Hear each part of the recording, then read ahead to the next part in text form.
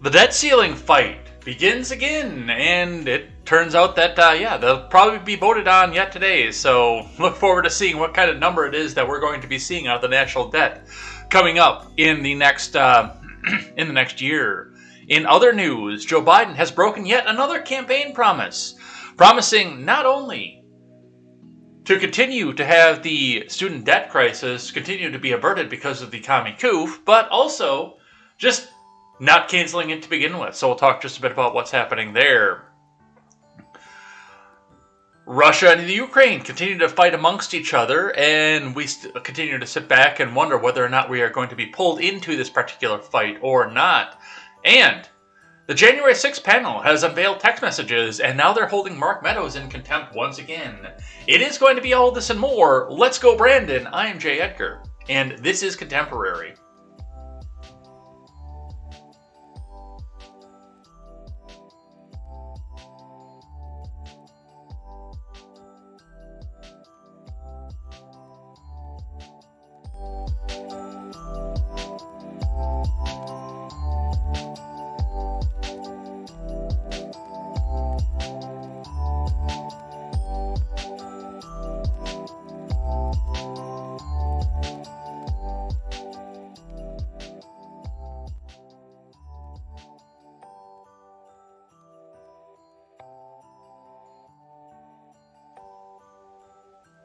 Good morning, Edheads. Welcome to Contemporary. My name is Jay Edgar, and we have got not as packed of a show as we've had over the past few days, but we've definitely got some stuff to talk about here today.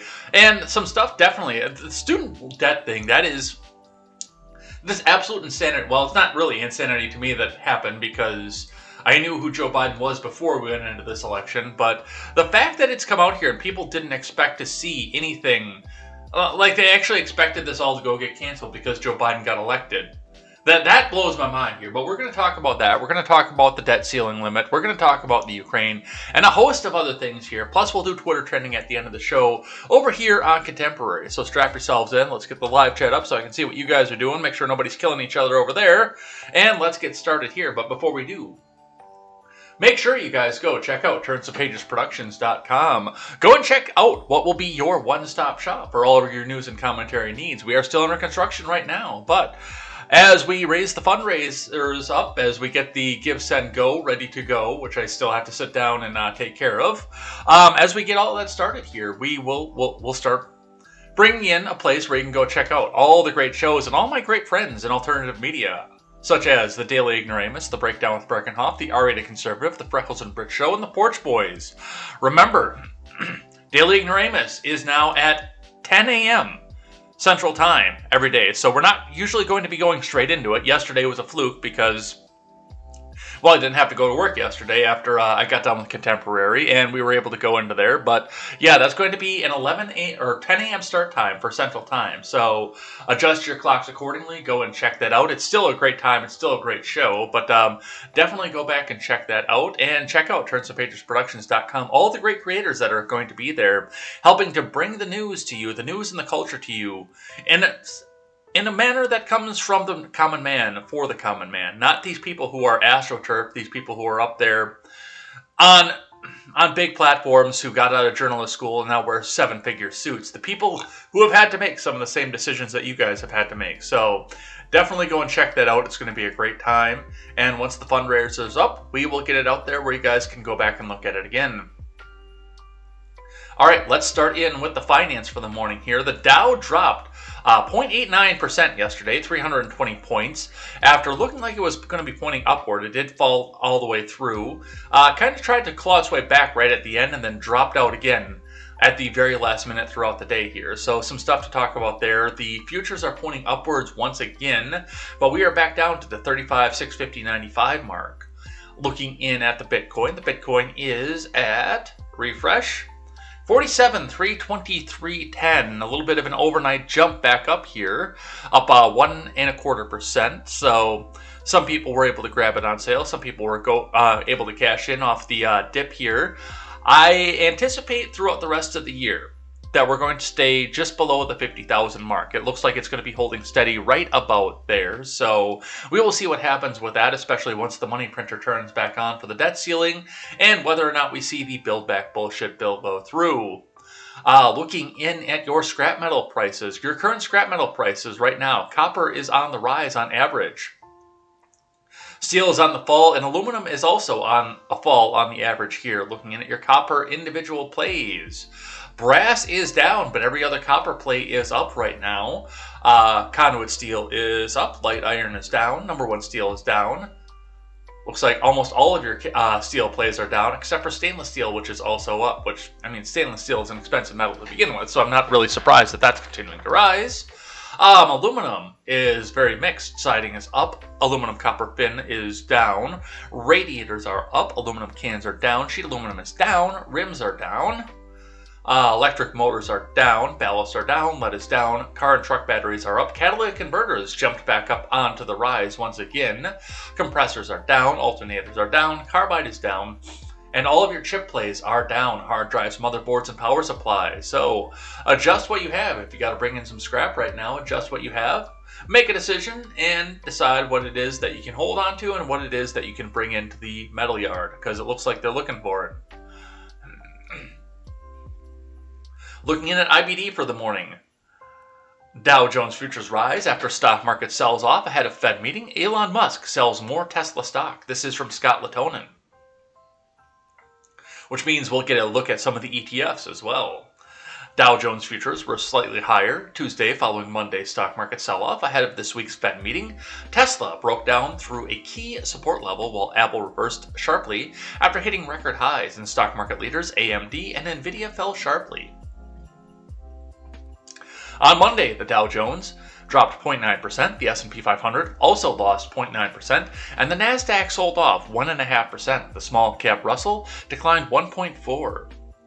Among the Dow Jones leaders, Apple reversed 2.1% lower on Monday after hitting all-time highs, while Microsoft declined 0.9% in today's stock market. Home Depot and Nike remain below new buy points. Electric vehicle leader Tesla skidded 5% on Monday. Its rival, Rivian, climbed 3.7%. Lucid bounced 4%. And China EV leaders jumped us all the way back up to the top of the screen with an advertisement that appears that you can't get rid of. They didn't give me the little X over here. Bitches.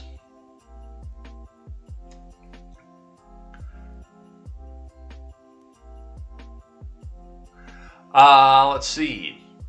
Chinese EV leaders Li Auto and XPeng Motors posted sharp losses. Among Monday's top stocks to watch, Arista Networks, Driven Brands, and Louisiana Pacific are in or near new buy zones. Amid recent stock market volatility, investors should still be developing watch lists and avoid making new purchases until the market's current rally attempt stages a follow-through day. Microsoft and Tesla are on the IBD leaderboard. Arista is featured in this week's Stocks Near Buy Zone column and was Monday's IBD stock of the day, while Driven Brands was in last week's IPO leader story. On your futures, ahead of the stock market open Tuesday, Dow futures inched higher versus fair value, while S&P 500 futures lost 0.2%.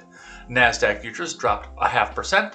Remember that pre-market action in Dow futures and elsewhere doesn't necessarily translate into actual trading in the next regular stock market session. So the Dow basically just barely broke even before we got started, and everybody else fell.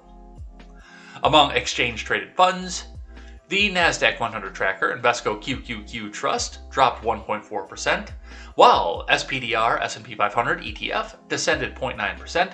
The Innovator IBD 50 ETF slid 3.4%, nearing correction lows. I actually need to look and see what an ETF is, because I read about it, and I know that it has something to do. Like, Scott Latonin is the one that talks about it.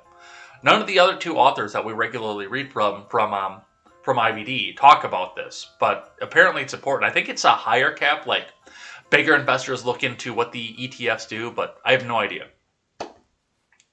So I'm going to research that after work, I think, today, and just figure out what's going on with that. Elsewhere, the 10-year Treasury yield traded down to about 1.42% on Monday. On Tuesday, the Federal Reserve's two-day meeting will kick off, with the Fed set to release a decision on Wednesday following the conclusion of the policy meeting. The Fed is expected to move quickly to wind down its bond buying program and signal that it will raise interest rates next year in an effort to curb fast rising inflation. The Federal Reserve's new quarterly economic projections are expected to pencil in 2 rate hikes for 2022. Yeah, I'll believe it when I see it, because that's what we've been hearing since March of last year. Oh, we're going to start tapering it back. Oh, no, we're going to start tapering it back. Oh, well, maybe it'll be March of next year. Maybe it'll be December of this year. Maybe it'll be October of next year. Hey, maybe we'll do it as early as October of this year. They keep changing their minds. They have no idea where they're going to go, but they're going to have another meeting about it. Definitely are going to have another meeting about that. Let's grab one from Market Watch. And let's see what's going on with that. Dow slumps 300 points and NASDAQ slips further as focus shifts to Fed and tidal wave of Omicron. Oh my God, guys, stop trying to make Omicron happen. It's never going to happen. Well, actually, technically it happened, but it's not as big of a deal as your Beta and your Delta, and even the Prime variant. Do we even have a death from Omicron at this point? I feel like we don't. And I feel like if we actually did, that it would be front page news and to be yelling at you to go lock yourself in your house again. And that's the only reason that I don't believe that we've actually had a death from Omicron. It's just because there's been no panic, no fear porn that goes along with it. But hey, I'm just a guy who reads the news every day. What do I know? This is from Vivian Liu Chen and Mark DeCamber. Losses for stock benchmarks on Wall Street deepened Monday as worries about monetary policy and Omicron undercut recent bullishness that brought the S&P 500 to a record close on Friday.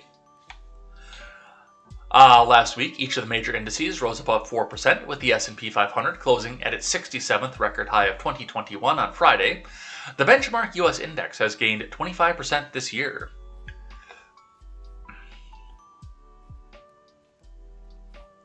Markets were trading solidly lower Monday as investors sold energy, consumer, discretionary, and financial shares, with all eyes on the Federal Reserve's final gathering of 2021 set for later this week.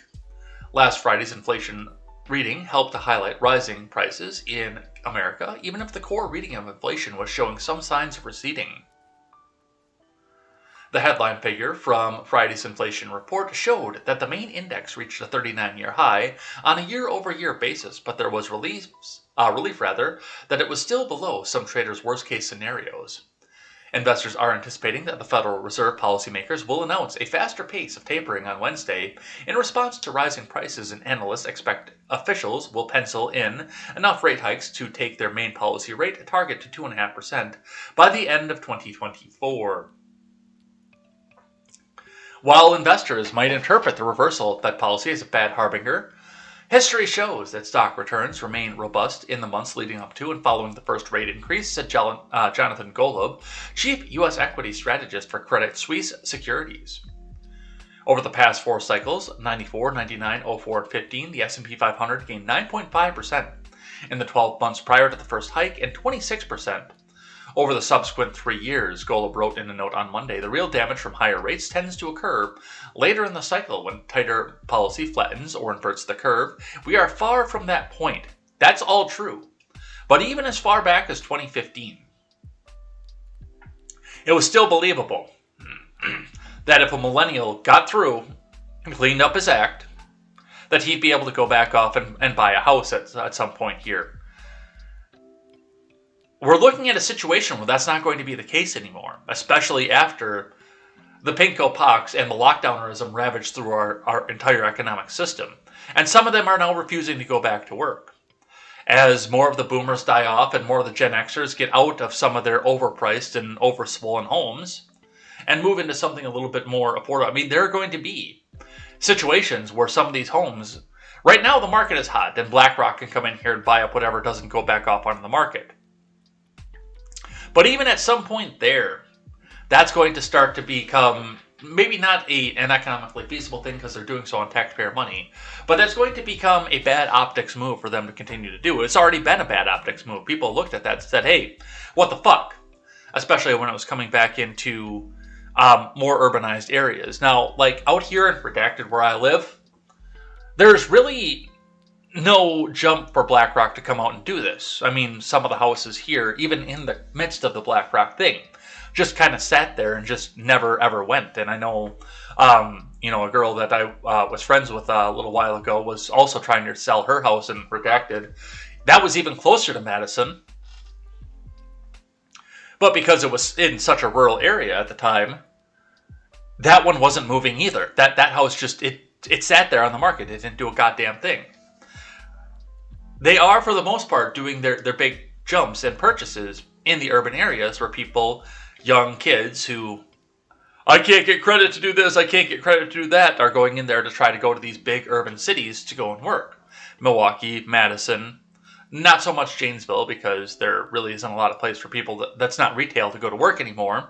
I think they are trying to fix that right now. But, I mean, they're not doing it in little rural town outside of the city. They're doing it in places like New York, Los Angeles, Chicago. But even with Chicago, I don't think they're going in and touching Rockford, which is arguably the second biggest urban center in Illinois. I don't think they want their hands anywhere near Rockford. Mostly because I'm sure that they don't want their tenants to get shot. But this is a very different animal right now than what we're seeing than the past 4 cycles. Even, like I said, going back as close as 2015. So, I don't know where this is going to go. I really don't. But we'll see, I guess. We'll find out in the middle of the next year.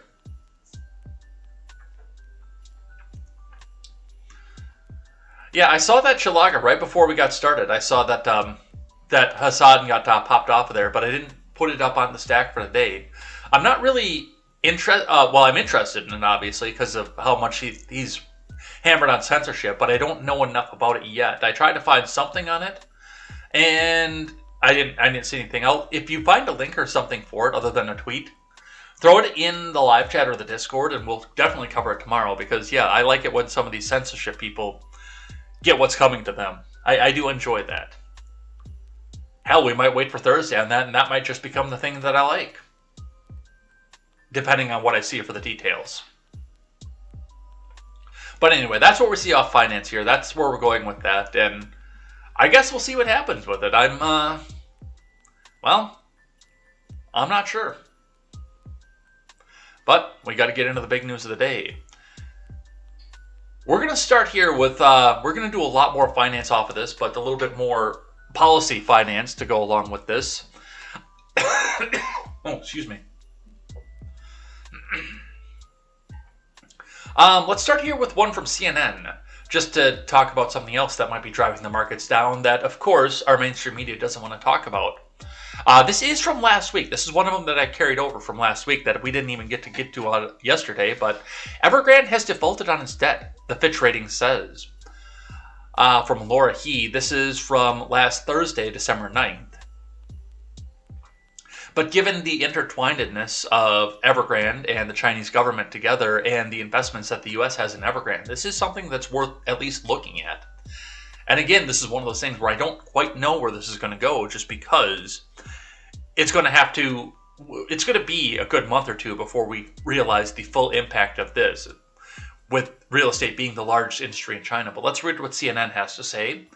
Evergrande, the embattled Chinese property developer, has defaulted on its debt, according to Fitch Ratings.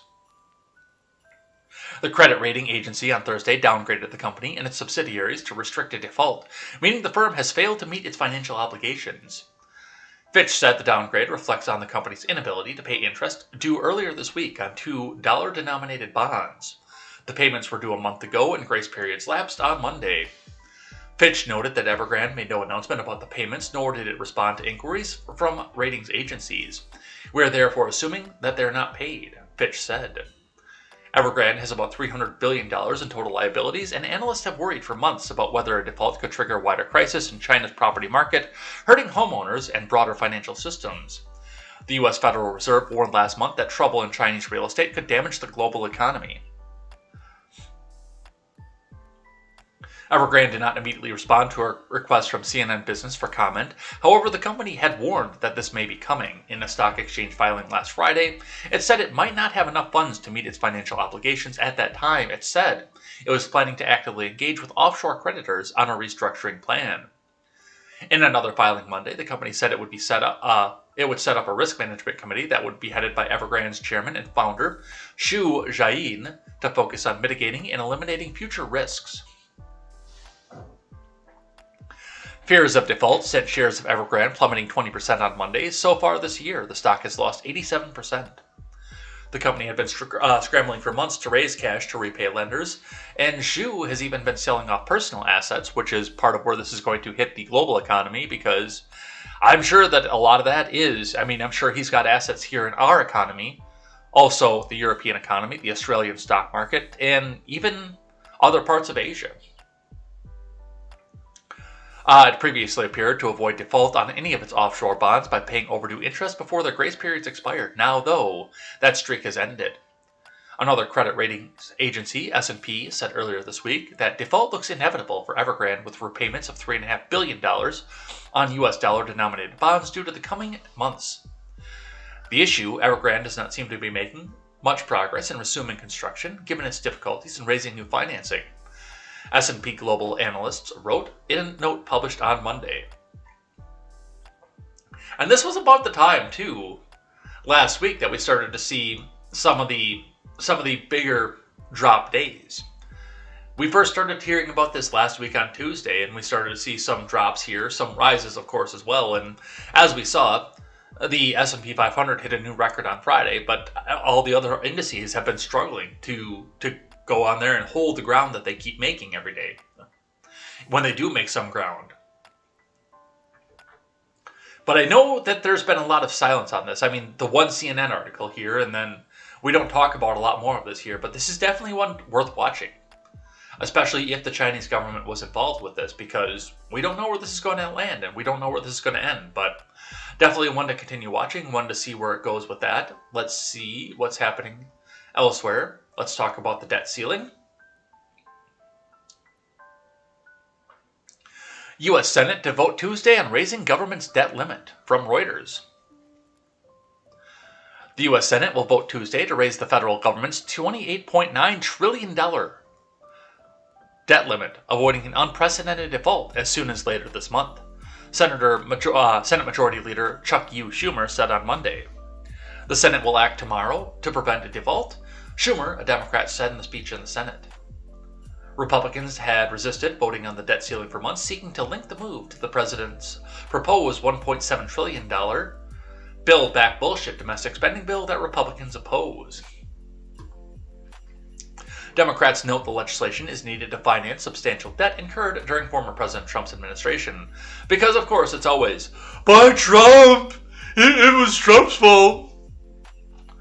When Republicans willingly increased Washington's credit card bill by about $7.85 trillion, partly through sweeping tax cuts and spending to fight the pinko-fucking-pox pandemic. Incorrect. If you'll notice, only half of that's true. Now, yes, we did have the national debt go up before the pinko-pox started. I'm not going to sit back here and argue that. We gained a little bit less than $2 trillion in national debt in the first 3 years of the Trump presidency. That I understand, that I see. But we did not start seeing the massive spending until they brought the pinko-pox to these shores and started locking and shutting everything down and started promising more and more stimulus. And I do know, especially as we're discussing the national debt and expanded spending and deficit spending and everything else up here, that a lot of your leftoids on Twitter, if you complain about it, will come on and say, oh, I bet you liked it when it was under Trump, though. You sure liked the spending when it was under there. No, I didn't. I cut my first stimulus check up. I cut it into 8 pieces and sent it back to the IRS with a letter that said, I don't want your blood money because all it's going to do is raise the national debt and raise inflation as well. I hated the inflation under Trump. And I really wish that there would have been a massive spending cut that came with these tax cuts. The tax cuts were awesome. And it brought my household income up about $200 a month, which is not an insignificant number.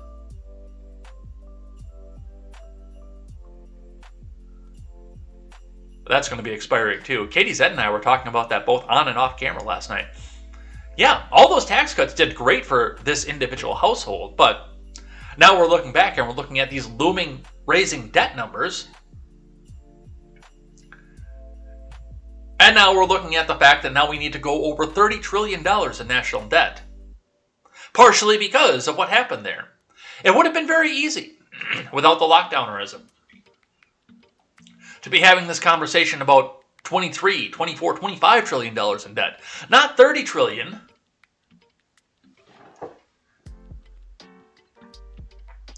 Especially if some of the spending had been cut at the time.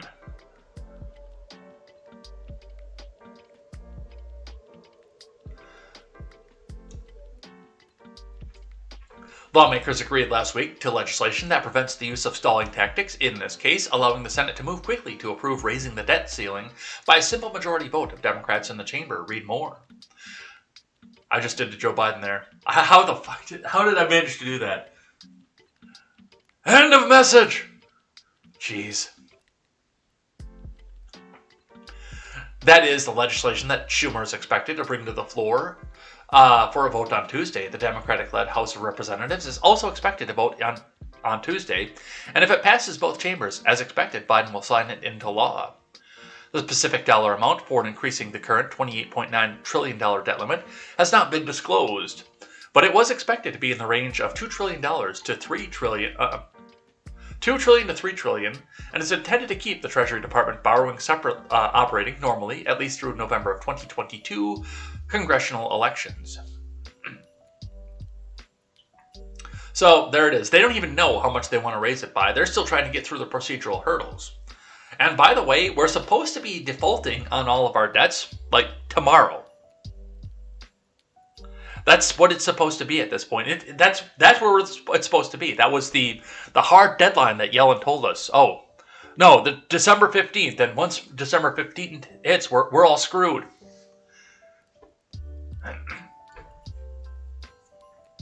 And what did I say 2 months ago? I said 2 months ago, okay, you're going to put this temporary little spending cap up here and get us up to December 15th. Okay, cool. Now, Chuck Schumer is going to wait till the last minute once again. And then he's going to say, oh no, I guess you better get your Republicans on board. Otherwise, oh no, we're going to default on this. And now we're going to blame you for the fact that we defaulted on everything. We're going to use default on our debt over and over again and say Republicans don't want to pay their bills. I told you this was going to happen. Because they don't want to use the budget reconciliation on the debt ceiling.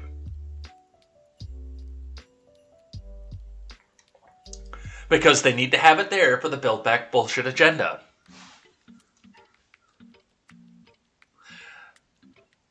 I told you this was all going to happen. Let's grab one from Fox Business. Reporter's Notebook. Debt ceiling fight sparks unusual maneuvers from both parties. From Chad Pergram. The House and Senate are poised to lift the debt ceiling this week. But how they got there is quite a tale. Minority Leader Turtleman McConnell is correct about one thing after he forged an agreement with Democrats on the debt ceiling. McConnell says the pact allows Democrats to proudly own it, which they're happy to do. Thanks in part to the special pact, House and Senate Democrats will raise the debt ceiling on their own. Republicans won't support their plan. No, that's not true. And you can shine up and polish up a shiny new fucking turd and put it in a box and sell it to the American people as a Democrats-only debt ceiling raise. But you changed the procedure. Therefore, you help them. You can shine up and polish up that fucking piece of shit and give it to the American people. Make it look all shiny new, but it's still, in the end, a piece of shit. You own this, McConnell. You did this.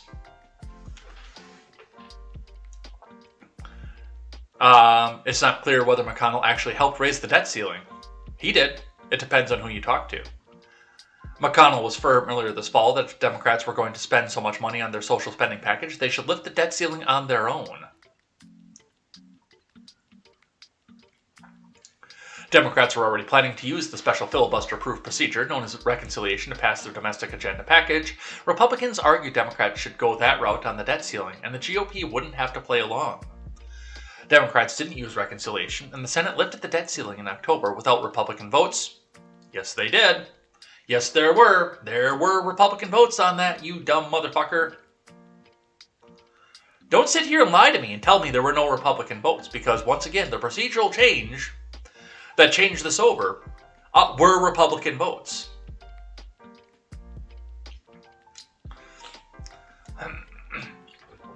Only Democrats voted yay, but there's where it gets complicated, whether McConnell helped or not. After his initial resistance, McConnell worked quietly behind the scenes with Democrats in October to have 11 Senate GOPers vote yes to break a filibuster, just to get the Senate through the necessary procedural hoops and onto the actual debt ceiling increase bill. Cracking a filibuster requires 60 votes. There were only 50 Senate Democrats, so Democrats couldn't overcome a filibuster by themselves. They needed an assist from Republicans. Once those 11 Republicans voted to clear the procedural hurdle, they voted no on actually lifting the debt ceiling. Democrats carried the freight on their own. So is that helping or not? No, that's helping.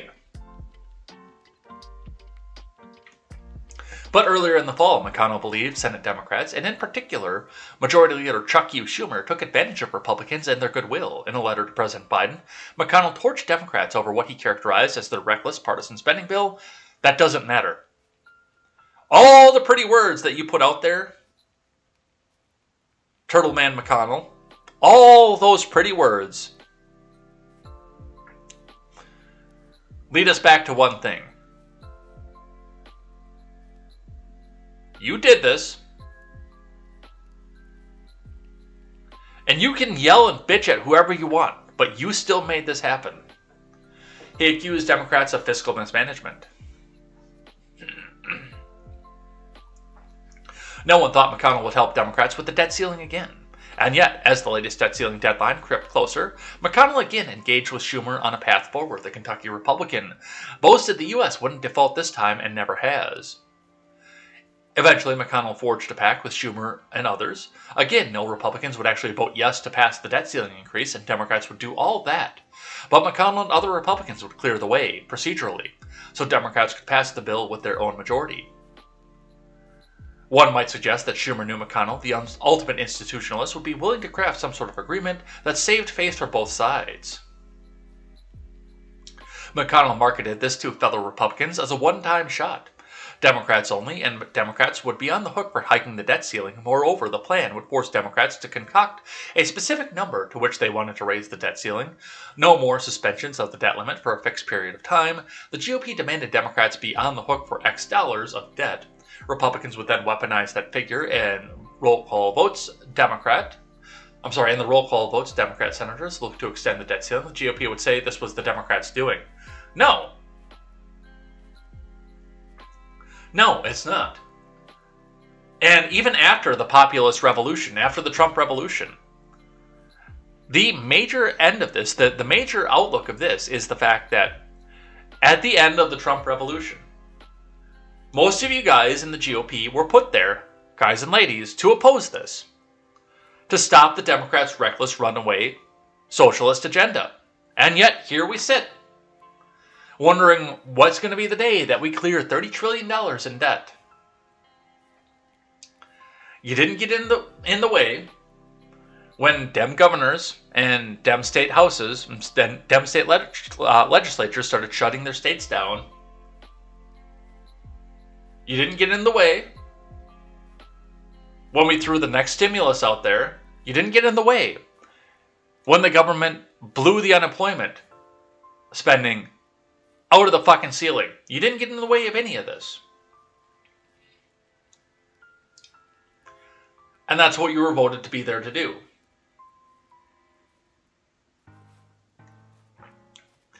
Why would I expect that you get in the way now? And once again, you find the workaround and you say, oh, look, only Democrats raised the debt ceiling. Yeah, we had a filibuster in place for a reason.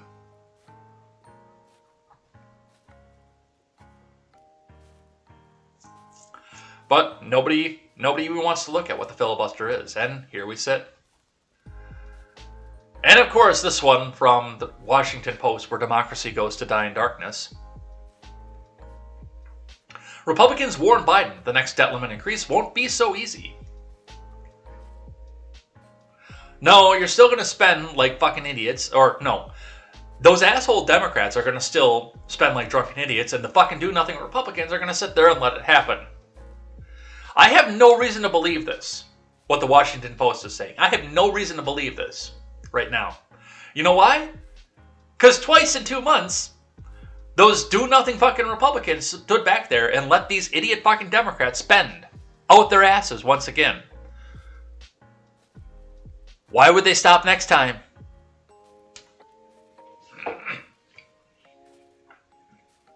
From Mike DeBonis.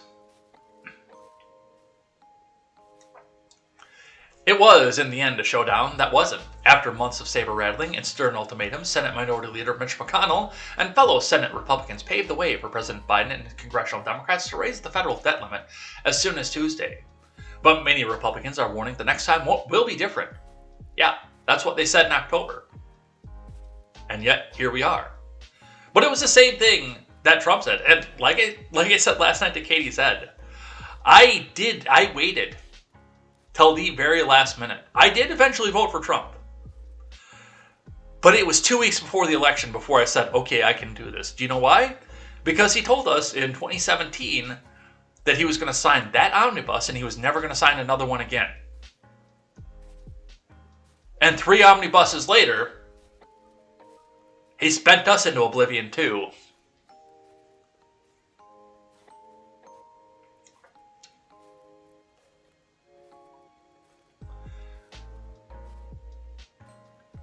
Voting for Trump was one of the hardest decisions. The second time was one of the hardest decisions I had to make. I was actually excited to do it the first time. I'm like, cool, somebody who isn't from the establishment.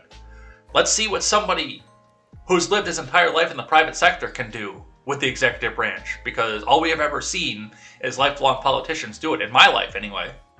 That's all we've ever seen in my lifetime was lifelong politicians do it. And Reagan. But even he had been a long-time politician before he got into the presidency. But yeah, that second time, that was one of the hardest political decisions I've ever made in my life. Do I really want to vote for a guy who's going to go spend again? And you know what's interesting? Just off of that, I was told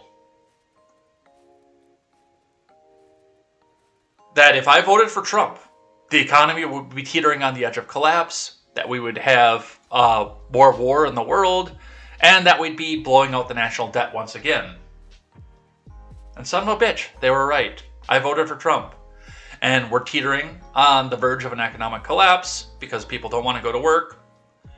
We're having more and more wars being rumored about, especially in Europe and China. And we're blowing out the debt ceiling. Fuck, they were right.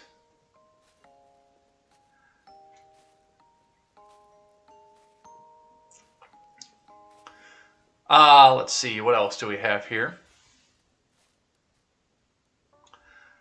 Conservative lawmakers anticipating the GOP retaking one or both congressional majorities in next year's midterm elections are already calling for and strategizing around a fiscal clash in 2023, insisting on using the threat of federal default to place new curbs on government spending and reduce the $28 trillion national debt.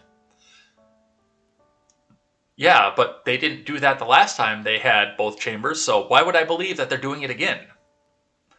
They're very pretty words, and that's what I want to see, is a curb on the national debt. But I have no reason statistically to believe they're going to do it. What they're envisioning is, at minimum, a return to the brinkmanship seen the last time a Democratic president confronted a new Republican majority in 2011. It already threatens to become the dominant domestic political clash ahead of the 2024 presidential election.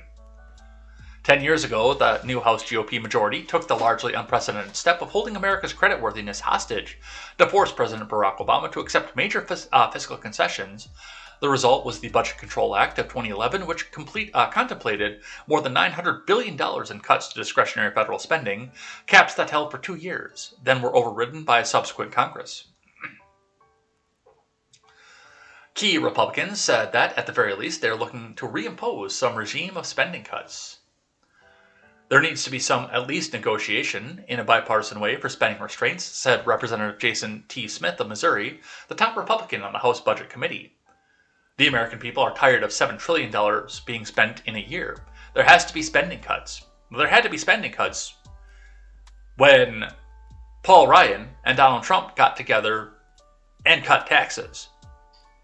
There had to be spending cuts there, and we didn't see it. Should he be handed the gavel in 2023, Smith vowed to look at all options to force such an outcome. Meanwhile, GOP hardliners, including members of the House Freedom Caucus, a group loyal to former President Trump, has the history of pushing party leaders into high-stakes confrontations with Democrats, are vowing to provoke a reckoning over federal spending using every tactic at their disposal. You have to use the tools you have to force change in this town, said Chip Roy. That's not going to go away until people get their head out of their hindquarters. I'm sure that he said asses, especially with the brackets around there. And actually focus on spending money that we have and not printing money. Then we can end brinkmanship. If you're going to keep spending money like drunken sailors, then we're going to keep fighting. Well, I guess we'll see, but I have no faith that it's going to happen. I really don't. All right, let's see what's going on with student loan debt. Biden won't extend student loan relief and confirms student loan payments restart on February 1st. From Zach Friedman.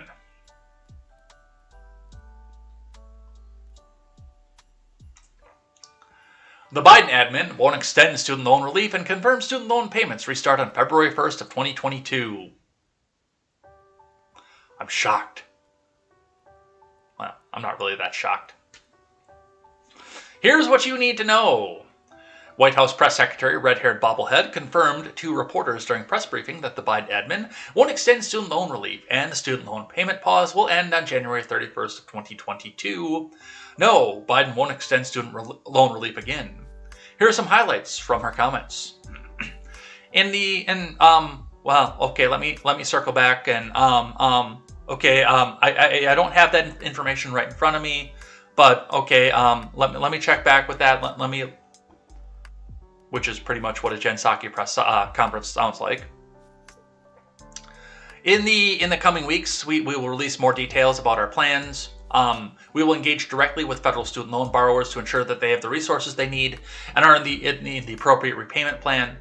We are still assessing the impact of the Omicron variant. Smooth transition back into repayment is a high priority for the administration.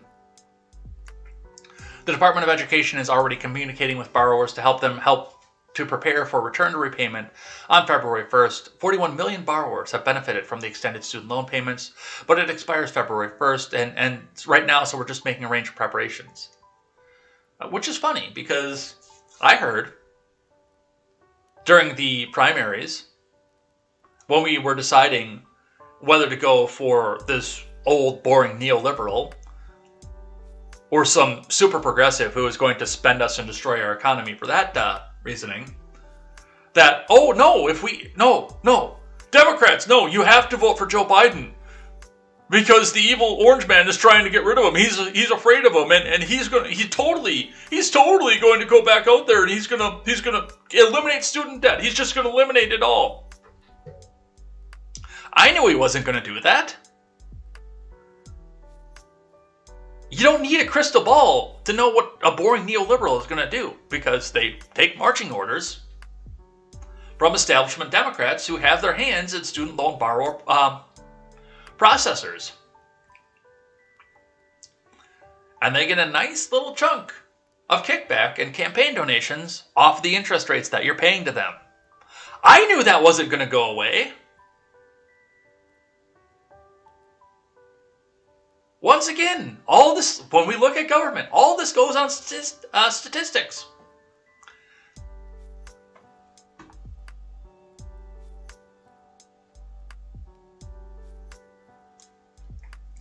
Student loan relief. This won't sit well with progressives and advocates. No shit, Sherlock. Progressive members of Congress, leading advocacy groups, and student loan borrowers have lobbied President Biden to extend the student loan payment pause beyond January 31st of 2022. Yeah, but they were going to do that the next time too, and the next time, and the time after that, and the time after that, and the time after that. They wanted a de facto cancellation of student loans by just extending the period once again where it went over and over again. And what they really wanted was, of course, because, they keep fucking the economy, to have a Republican takeover. They wanted this, and, coming back into the left-wing whataboutism again, they wanted the repayment to start back up under Trump is what they wanted. That's what they wanted. Because right now, especially if this goes back in and starts on February 1st, it's really, really hard to make the case of vote for a Democrat. He's going to protect you from your student loan payments. It is really hard to make that case.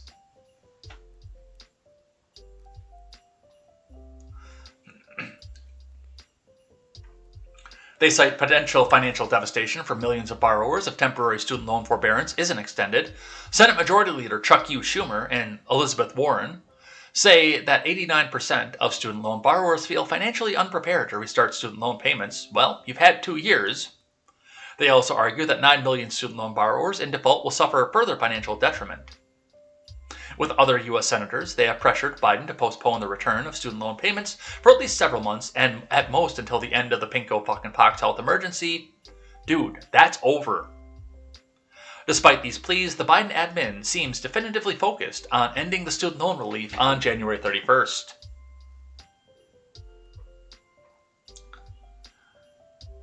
Yeah. I told you. I told you.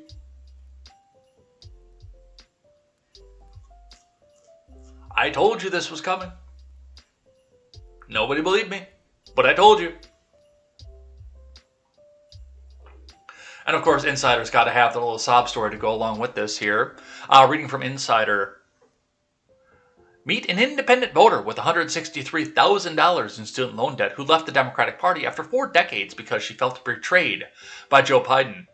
I really felt that he was going to help us with the student loan problem. Ayelet Sheffy.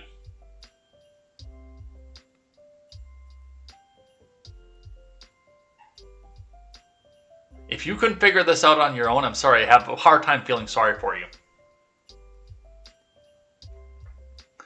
President Biden won Melissa Andretta's vote in 2020 when he promised to fix the student loan industry and cancel student debt. No, he didn't. President Biden won Melissa Andretta's vote in 2020 when he ran with a D after his name. I'm sorry, Insider, but that's how that worked. You can dress it up all nice and good to make this fit into your little agenda, like you want to do off of this. But she won it because she said, the media told me that the evil orange man's going to come back and put me into shackles and chain me to the stove. I have to vote for anybody. Vote blue no matter who. That's how Joe Biden won your vote, Melissa Andretta. Don't lie about it. But Andretta's student loan debt at $163,000 hasn't gone down since Biden took office. She told Insider she felt betrayed. Yeah, that's what voting for a Democrat will do for you. And why do you have $163,000 in student loan debt? That's another question I have there. Why do you carry so much student loan debt? Are you a doctor? And if you're a doctor, how do you not have it paid off already?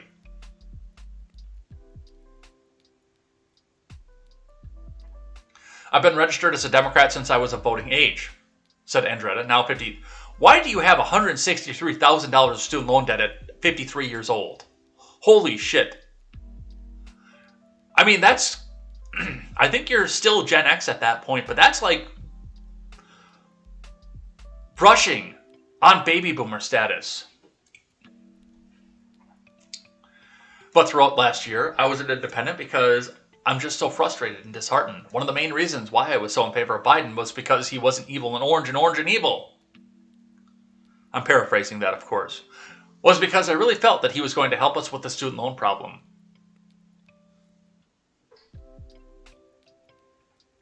All of Andretta's debt comes from the PhD she sought from the Teachers College at Columbia in 1999. She was unable to finish the program because of back surgery that prevented her from traveling to and from Manhattan, though she wanted to finish her degree once she recovered. The thought of taking out more loans was just too prohibitive, she said. Since leaving her PhD program, Andretta has worked as a special education teacher, and she now runs her own agency where she works with children and adolescents with autism. She said her career options are limited because she's no longer able to physically work with children because of her age. She won't have an advanced degree to fall back on. Even worse, the ballooning interest has left her repaying 3 times what her partial degree cost. It's so scary and frustrating that at 53 I'm still looking at $160,000 worth of debt when I only borrowed a third of that, Andretta said. So it's just frustrating and so frightening. It's a very vulnerable position. Andretta put her loans into forbearance for about 5 years after her surgery because she was not making sufficient income to afford the $850 monthly bills during that time.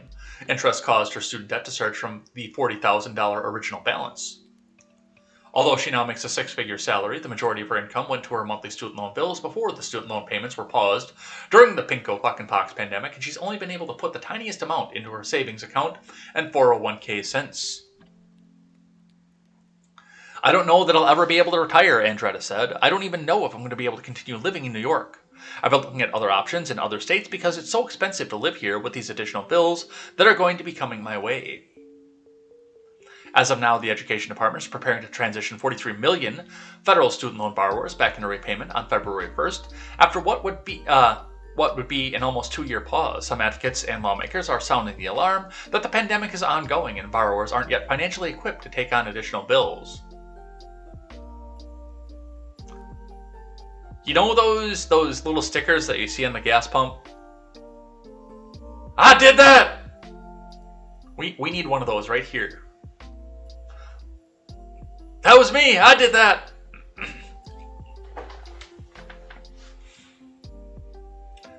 This debt is just overwhelming for people, Senate Majority Leader Chuck Schumer said. If we don't extend the pause, interest rates just pile up, students owe a fortune, and with Omicron here, we're not getting out of this as quickly as we'd like.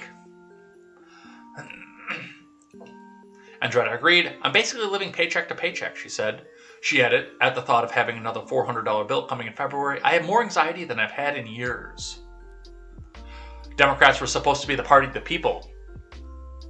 No, the Democrats not being the party of the people is the reason we're in this situation to begin with. Because they always dangle that thought of student loan forgiveness over your head. And say, oh no, you'll be fine to go to college because we're going to have student loan forgiveness. We're going to make college free for you.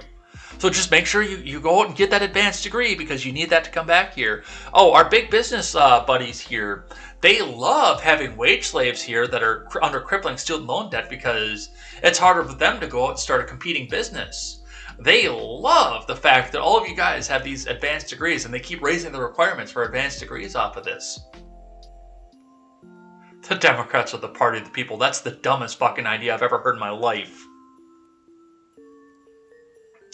I don't know how it happened, and neither of the big two parties are the party of the people, but Republicans have become closer to the party of the people ever since they got rid of Bush.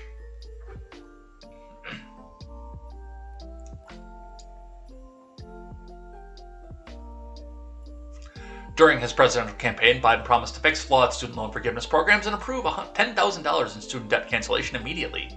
He has followed through on some of these promises. His Education Department recently announced reforms to the Public Service Loan Forgiveness Program, which forgives debt for public servants, such as teachers after 10 years of qualifying payments, but ran up a 98% denial rate. He's also canceled about $11.5 billion in student debt for targeted groups of borrowers, such as those defrauded by for-profit schools, which are actions provided to him under the law.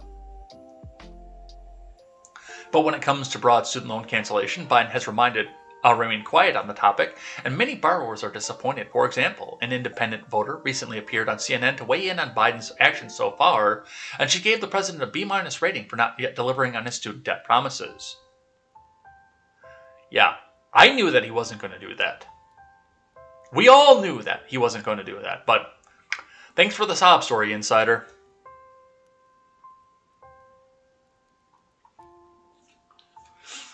Butt plug's husband mocks Biden admin restarting student loan payments next month.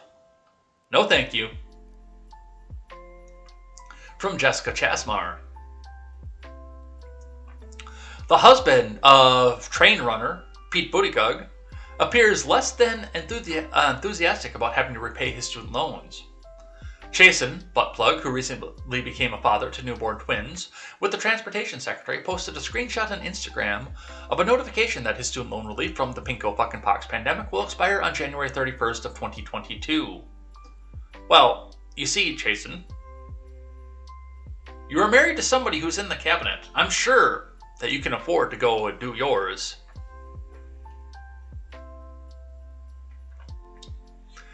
Chasen, your student loan payments restart after January 31st, 2022, the notice read, according to a screenshot tweeted by Politico's Michael Stratford. You'll soon receive a bill from your student loan servicer. LOL, no thank you, Merry Christmas, next, Chasen captioned the post. Stratford surmised that Chasen doesn't appear to be a fan of the Biden admin's plan to restart the student loan payments next month.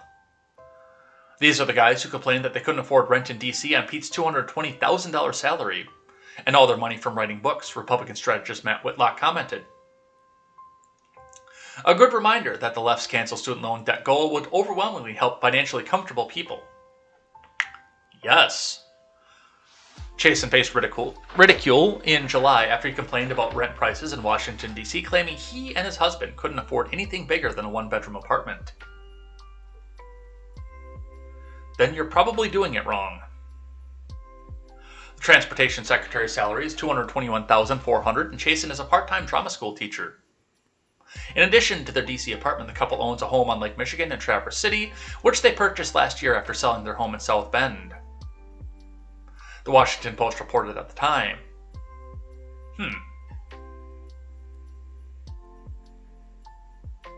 I mean, if it was me, I would sell the house on Lake Michigan. And you know what you could do with the money that you got from the house on Lake Michigan? You could clear out your student debt and then pay for a bigger place in Washington, D.C. Commentators on both sides of the political aisle mocked the Buttigieg judges at the time, adding that most Americans don't have the luxury of having two residencies. Imagine being so far removed from the real world that you complain about your $4,500 a month apartment not having a den. Abigail Marone, press secretary for Josh Hawley, tweeted at the time, Americans are struggling to afford basic necessities thanks to hashtag Biden inflation, but poor Pete and Chasen don't get a den in their high-end building. Boo-hoo. Yeah. Well. And yet we're not done with the finance either, by the way. Moving on off the student loan payments and into other things that are going to piss off progressives. Especially those of you, by the way, not progressives in my audience, because I'm sure that there are none of those, but those of you who have the kids. From Insider, the clock is ticking with 2 weeks left for Democrats to avoid a sudden end to monthly checks to families, but Manchin is still a wild card. Yeah, they hooked a lot of people on that nice government dole. Oh, hey, no. Here's some money. Here's the dollar. Oh, no, well, we're going to pay you this amount per kid. There's a dollar within arm's reach of me. Oh, yes. Yeah, there is. Yeah, this is what they did with Democrats, especially with the child tax credit. Here it is. Oh, yeah. Oh, you like this, don't you? Yeah. Vote for us. So you'll get more of this. Yeah. Oh, don't worry about where the money's coming from. Oh,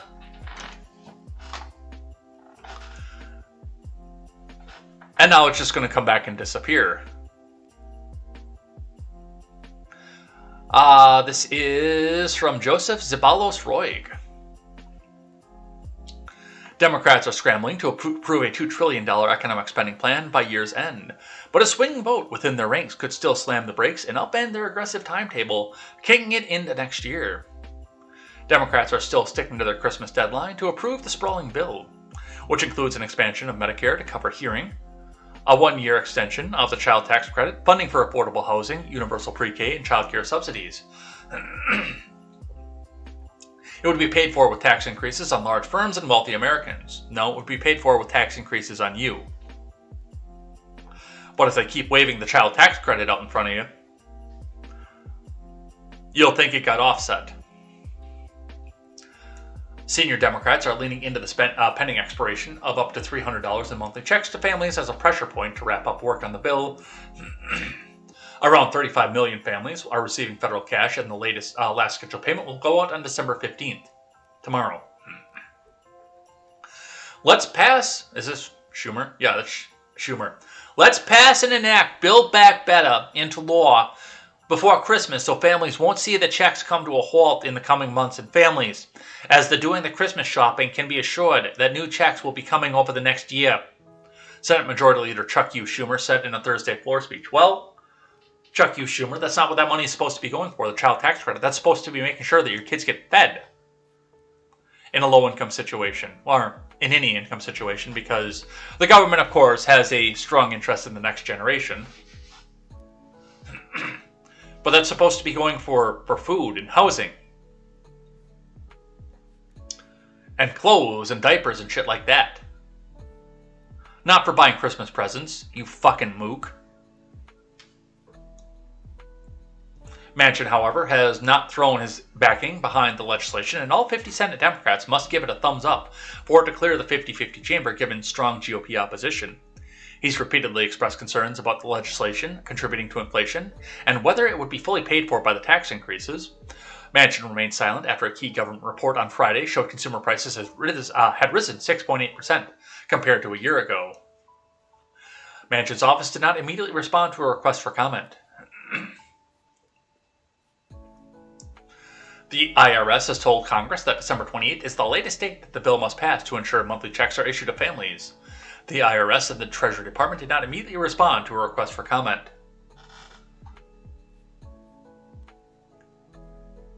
So, once again,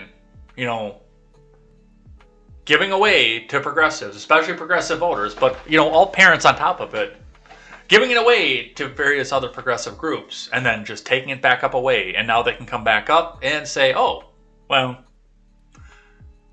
evil Republican Joe Manchin did it, even though he's not a Republican. From Politico, Manchin keeps Dems guessing on their mega bill. From Burgess Everett and Marianne Levine,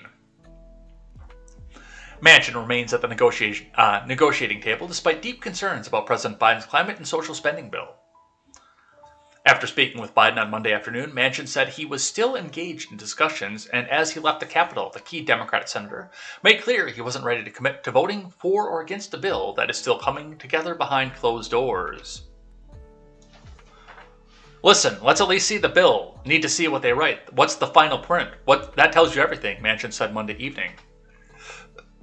With Senate Majority Leader Chuck U. Schumer pressing for actions by Christmas, the Monday afternoon phone call between Biden and Manchin came at a critical moment, and Manchin is expressing privately and publicly he's not yet sold on the $1.7 trillion social spending bill. So, when you have a call like this with the Biden admin, do you talk to his puppeteer? Or do you actually talk to Biden? Because I'm sure that the conversation goes, Manchin picks up the phone. Hello? Yeah. This is Joe. Joe, you remember that time in 1963 when we went for ice cream and Mr. President, I wasn't in the Senate in 1963, and neither were you. Those were the days. I remember going out there and going for a hike in Wilmington. Except I think I was in Pennsylvania at the time. And Traverse City, Michigan. And anyway, Joe, I want you to support the Build Back Better bill. Mr. President, I can't do that. I'm not sold on the number. Oh, come on, man. That's all that I picture that conversation going.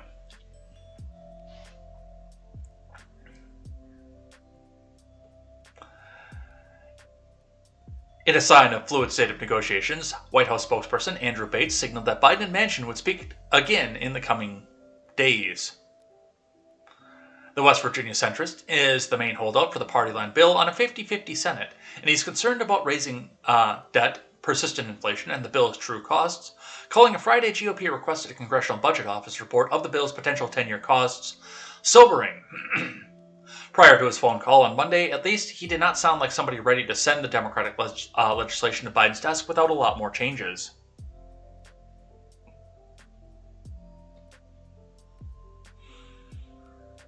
Yeah, Ron Helton got the end of that conversation pretty much spot on. So that's what the negotiating sounds like here. One more. We'll just touch on this one quickly. Manchin says that anything's possible after Biden calls to plead on the $2 trillion spending bill. Maybe it's a voice actor. Maybe it's a voice actor that's made to sound like Biden. Maybe it's me.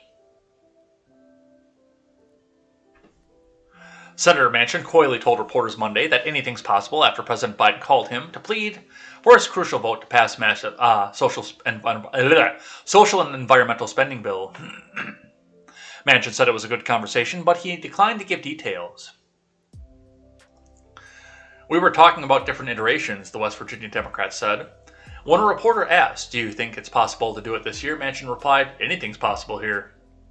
"We had a nice conversation," said Manchin, who is a must-have swing vote in the evenly divided Senate. So, we'll see where that goes. More financial stuff. Give me just a second, though.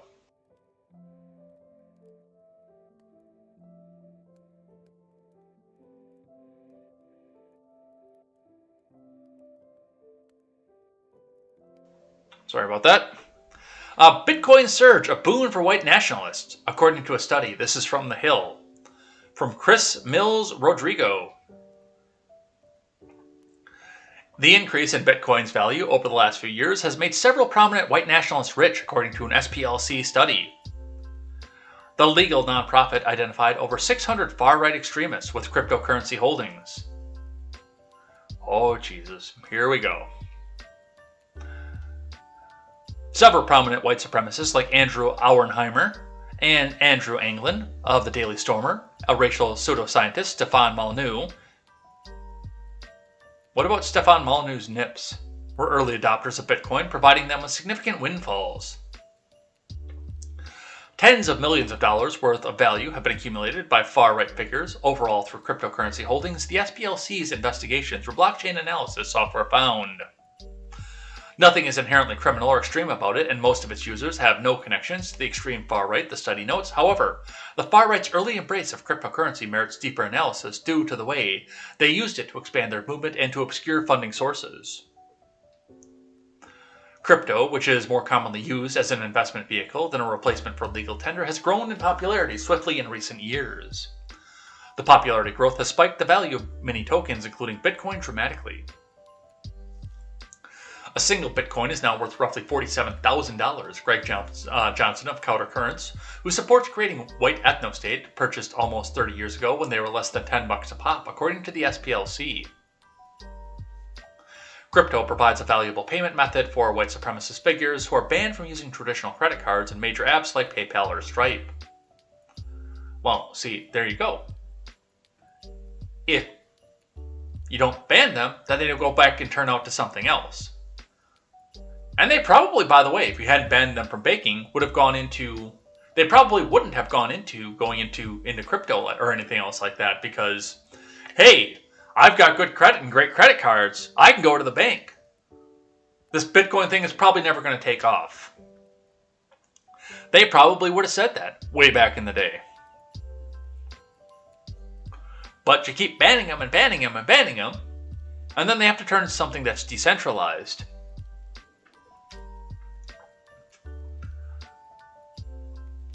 Alright, let's go talk about the Ukraine.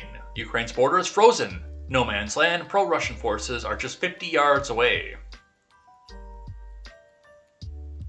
From Gabe Joslow. Ukraine, on the eastern edge of Ukraine, are scenes reminiscent of World War I. Freezing troops peer through periscopes above deep trenches on the country's front line at pro-Russian separatists, who are as little as 50 yards away, on Thursday. The trenches were muddy, quagmires, but are still often frozen solid, offering little comfort to the inhospitable cold. The military men and women of the eastern city of Avdiivka are on high alert as consternation over an imminent Russian invasion of Ukraine spreads through Europe and beyond. Leave has been cancelled, and the troops are bracing themselves to spend the holidays huddled in the cold. Lieutenant Ivan Skuratovsky, who enlisted in 2013, describes the current situation as a stalemate between Ukrainian troops and the pro-Russian forces in the breakaway region of Donetsk. We have trenches with guys, or they have trenches with guys, the 30-year-old said. If Russia starts war, of course we will have casualties, and they will have casualties. In addition to the long-running battles with separatists, the buildup of some 100,000 Russian troops along the Ukrainian border has alarmed Western leaders as they try to decipher Moscow's saber-rattling. Is the Kremlin readying a devastating assault? No, the Kremlin is doing exactly what Biden should have done. Whether or not they actually want to show some sort of force or actually do an invasion, they're making everybody know that they could. And I said this last week when Biden came out and said, military action and men on the ground, that's out of the question. No, you idiot, don't show your hand. And in fact, if it was me, and I was the commander-in-chief, when this whole thing started blowing up, I wouldn't put anybody in the Ukraine proper. And I know we have forts in the Ukraine proper. I wouldn't put anybody into those forts additionally. But I would certainly start moving all of my Marines, especially, from bases around the world that are not in active conflict zones, to Germany, to Austria, to France, to Spain. Everywhere in Europe that I could put a troop would have a troop. I would have those bases loaded with every troop that I could fit on those bases.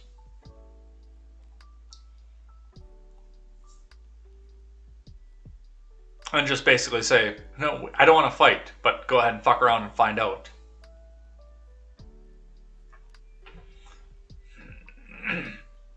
Which essentially, that's what the Kremlin is doing right now. That's what Vlad is doing with his army. He's coming out here and he's amassing massive parts of his army into places that he's interested in and say, hey, we do it live. Fuck around, find out. But frontline positions like this one are a reminder that the war was already well underway, and Ukrainian troops say they are now desperate not to give the Russians an excuse for further escalation. Soldiers who patrol the trenches dug into a former village in the industrial side of town say exchanges of gunfire and shelling are a near daily occurrence, with both sides dug into positions that have hardly moved since the conflict first broke out in 2014. Soldiers warn of landmines in the no man's land that surrounds the area, while derelict bricks homes have been hit and collapsed in past artillery barrages, look like relics of long ago battles, but are in fact casualties of a conflict less than a decade old. The Ukrainians say they want to avoid prompting Russia and its proxies into an escalated fight. This cautious approach is now no doubt heightened as President Biden has made it clear U.S. troops are not about to unilaterally come and rescue Ukraine.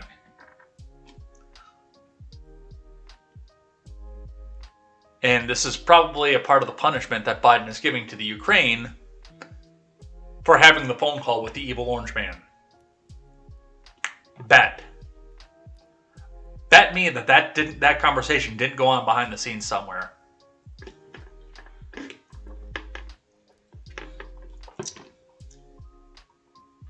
Let's grab one from CNN. Tensions with Kremlin over Ukraine pose a test for the Biden admin. This is an op-ed from Stephen Collinson. Tensions between the Kremlin and the West are locked in a worrying cycle, with no sign yet that Vlad has been moved by threats of economic retaliation if his troops invade neighboring Ukraine. The Russian president has expressed a desire for an in-person meeting with the U.S. president, but will the White House gamble on it? The showdown is a test for the Biden admin, whose rushed withdrawal from Afghanistan led some to question Washington's stomach for wielding power abroad. It also undermining long-term influence is the possibility that Donald Trump or another autocrat-friendly Republican will be back in power in 2025. Oh my God. The White House has, however, done an effective job of corralling allies to multiply diplomatic pressure on Moscow after Biden's virtual summit with Putin last week. G7 foreign ministers sent stark signals from their meeting in Liverpool at the weekend. We've been clear that any incursion by Russia into the Ukraine would have massive consequences for which there would be severe costs, British Foreign Secretary Liz Truss said, bolstering previous U.S. statements. She added, the democratic nations must wean themselves off Russian energy, a clear reference to the Nord Stream 2 pipeline from Russia to Germany. Well, the time to do that was before the Nord Stream got sanctioned out of existence. Go find a way not to depend on that, because even with the initial Nord Stream and now Nord Stream 2, that's been the concern all the way back to 2017 when they first started talking about Nord Stream 2. All the way back there, that's been the concern, is the fact that Russia wants to move in and get Europe hooked on the cheap oil and the cheap gas, so they can't put diplomatic pressure on Russia as they go back and try to rebuild the Soviet Union, which it kind of looks like they're doing right now.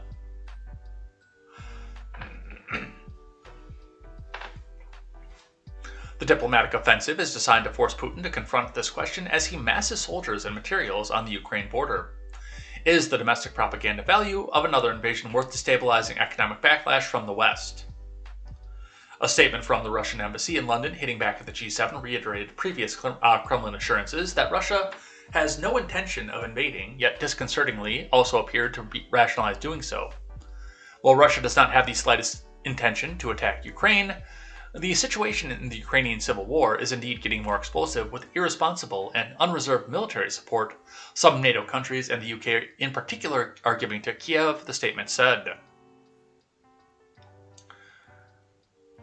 And see, that's a big part of the problem that we have here with the current president and what we saw coming out of impeachment 1.0 this past year. We know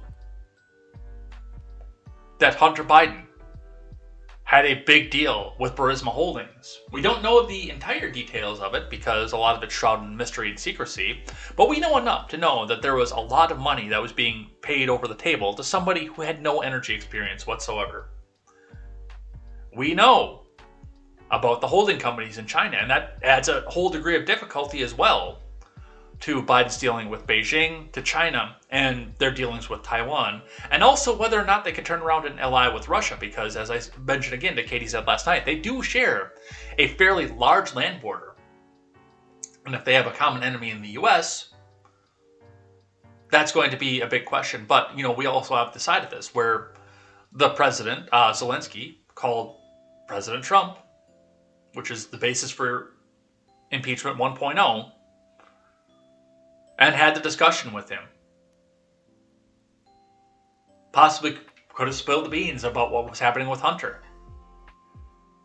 Possibly did. And they possibly could be ripe for punishment. Where Joe Biden come on and say, come on, man, just cede that little part over to Russia. Just give it away. No, it'll be fine. And we won't have war. And then Russia comes in and tries to grab at another slice of the Ukraine. The position that Biden is in these two conflicts right now makes me very uneasy. The position that he was put in with these. And of course, CNN wants to come out and say, Trump or another Republican who's autocrat friendly.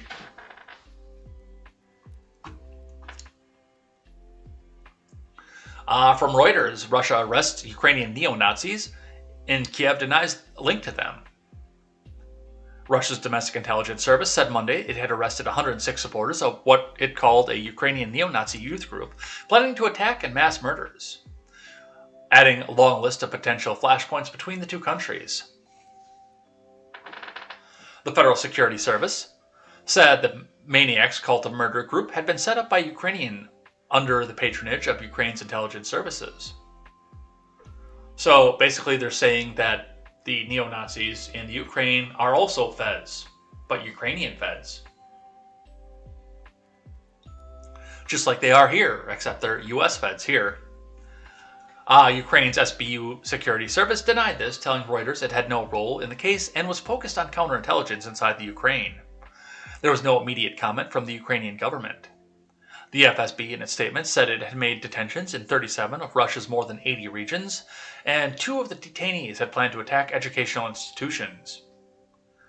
Russia has aimed a barrage of hostile rhetoric at Kiev in recent weeks as Ukraine, the US, and Western capitalists have raised fears over a Russian troop buildup near Ukraine and the possibility of an invasion. Yeah, Yeah, this is going to turn out well. From Newsweek. Russia angered by Senator Wicker's nuclear strike remarks on Ukraine, from Brendan Cole. Russia has condemned GOP Senator Roger Wicker for suggesting the U.S. should consider launching a nuclear strike to defend the Ukraine. The Russian embassy in Washington also hinted that Wicker was championing businesses in his home state of Mississippi when he called for the U.S. military intervention over Moscow's buildup of troops close to the Ukrainian border. Wicker provoked the stern Russian response after telling Fox News host Neil Cavuto, "I would not rule out American troops on the ground. We don't rule out first-use nuclear option." Well, you should. In a statement on its Facebook page, which has been reported by Russian media, Moscow's mission in the U.S. said such statements are irresponsible. Fact check true. The embassy added, "We advise all the unenlightened to pick up and carefully acquaint themselves with joint statement of presidents of Russia and U.S. June 16, 2021, a reference to Geneva summit between Joe Biden and Vladimir Putin. This document confirms the commitment of two countries to the principle that there can be no winners in nuclear war," the statement said. Yeah, I gotta go with the Kremlin on that one. When you start blowing the shit out of everybody with nuclear weapons, we start playing Fallout in real life, which, I mean, at this point, would probably be a better economy than what we have now. And hey, I even got 2 bottle caps up on my bookshelf. So I've already got a good start in my savings for the Fallout in real life universe.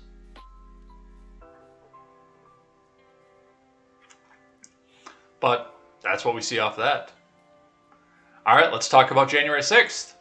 Starting with this one here from Win the 17th, who tweets out, "Rep. Liz Cheney, January 6th was a protest, not an insurrection. Don't be a moron, Liz. President Trump requested 10,000 National Guard troops to ensure security at the Capitol. Pelosi rejected his request. It's Pelosi's insurrection. President Trump didn't have to take advice from Fox News hosts." Let's listen to what Liz Cheney had to say about this. Indeed, according to the records, multiple Fox News hosts knew the president needed to act immediately. They texted Mr. Meadows, and he has turned over those texts. Quote, "Mark, the president needs to tell people in the Capitol to go home. This is hurting all of us. He is destroying his legacy," Laura Ingraham wrote. "Please get him on TV, destroying everything you have accomplished," Brian Kilmeade texted. Quote, "Can he make a statement? Ask people to leave the Capitol," Sean Hannity urged. As the violence continued, one of the president's sons texted Mr. Meadows, quote, "He's got to condemn this shit ASAP. The Capitol Police tweet is not enough," Donald Trump Jr. texted. Meadows responded, quote, "I'm pushing it hard. I agree." Still, President Trump did not immediately act.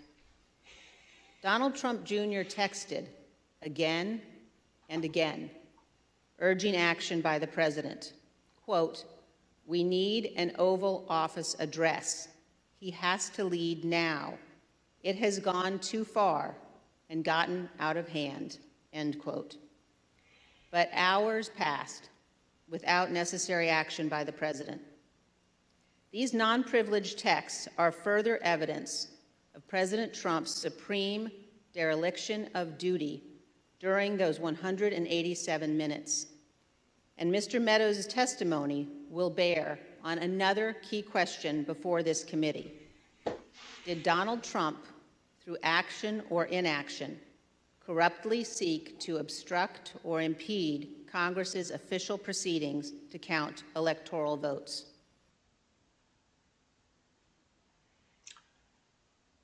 No, but I'm pretty sure that some federal agents in the crowd, well, we have to go into the Capitol. I'm sure that they did.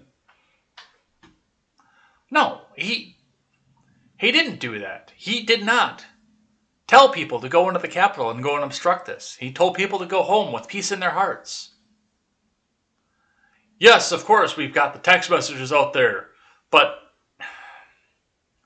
they're going to beat this thing to death. They need this. They need this once again. And, once again, we're coming into a point as well where Omicron is fizzling out. They're not going to have the authoritarianism that they want. And now we're suddenly back to January 6th once again.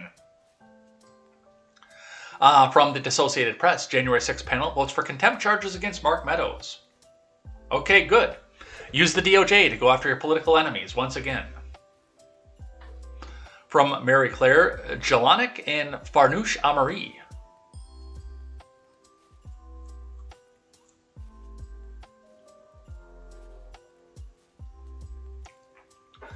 The House panel investigating the January 6th Selfie Fest voted Monday to recommend contempt charges against former White House Chief of Staff Mark Meadows, as lawmakers revealed a series of frantic texts that he received as the attack was underway. The text provided by Meadows before he ceased cooperating with the committee revealed that members of Congress, Fox News anchors, and even President Trump's own son were urging Meadows to push Trump to act quickly to stop the siege by his supporters. We need an Oval Address, Donald Trump Jr. texted Meadows as his father's supporters were breaking into the Capitol, sending lawmakers running for their lives, and interrupted the certification of President Biden's victory. He has to lead now. It's gone too far and it's gotten out of hand. Trump Jr. added, he's got to condemn this shit ASAP. Liz Cheney of Wyoming, independent Liz Cheney of Wyoming, the panel's vice chairwoman, detailed the text obtained by the committee as panel voted to recommend the contempt charges against Meadows, who did not show up for deposition last week after his lawyer said he would stop cooperating. The panel voted 9-0 to recommend contempt charges. The House is expected Tuesday to refer the charges to the Justice Department, which will decide whether to persecute the former Republican congressman. Spoiler alert, they're going to. Surprise! They voted 9-0 to recommend contempt charges. Surprise! They're all lockstep. They're all NPC Democrats anyway, so...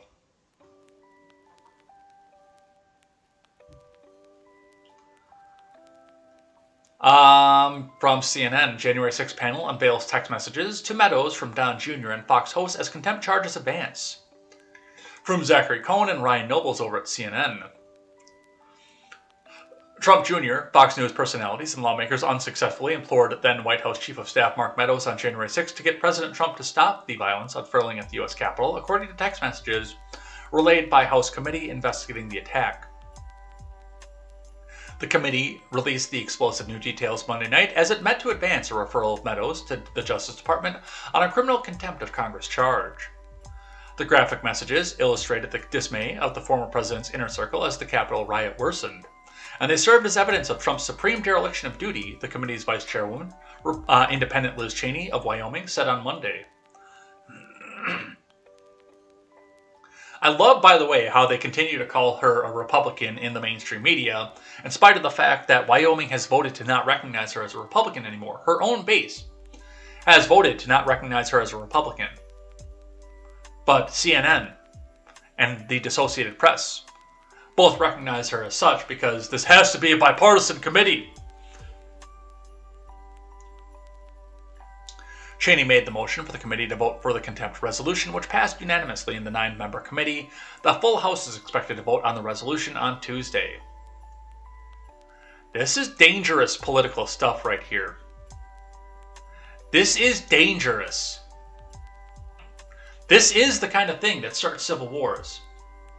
When you use the power of the government to go after your political enemies. Cheney, Pelosi, you need to stop this now. Garland, you need to stop this now. I'm telling you full out. Stop. Let the selfie fest go.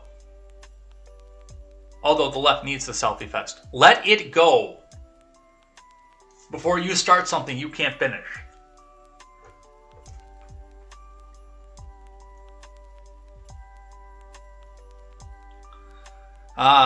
Here's another one here. From The Independent, Harvard's Larry Lessig joins student hunger strike calling for action on voting rights. From John Bowden. Harvard University professor and longtime elections reform this one's not archived. Not archived and behind a paywall.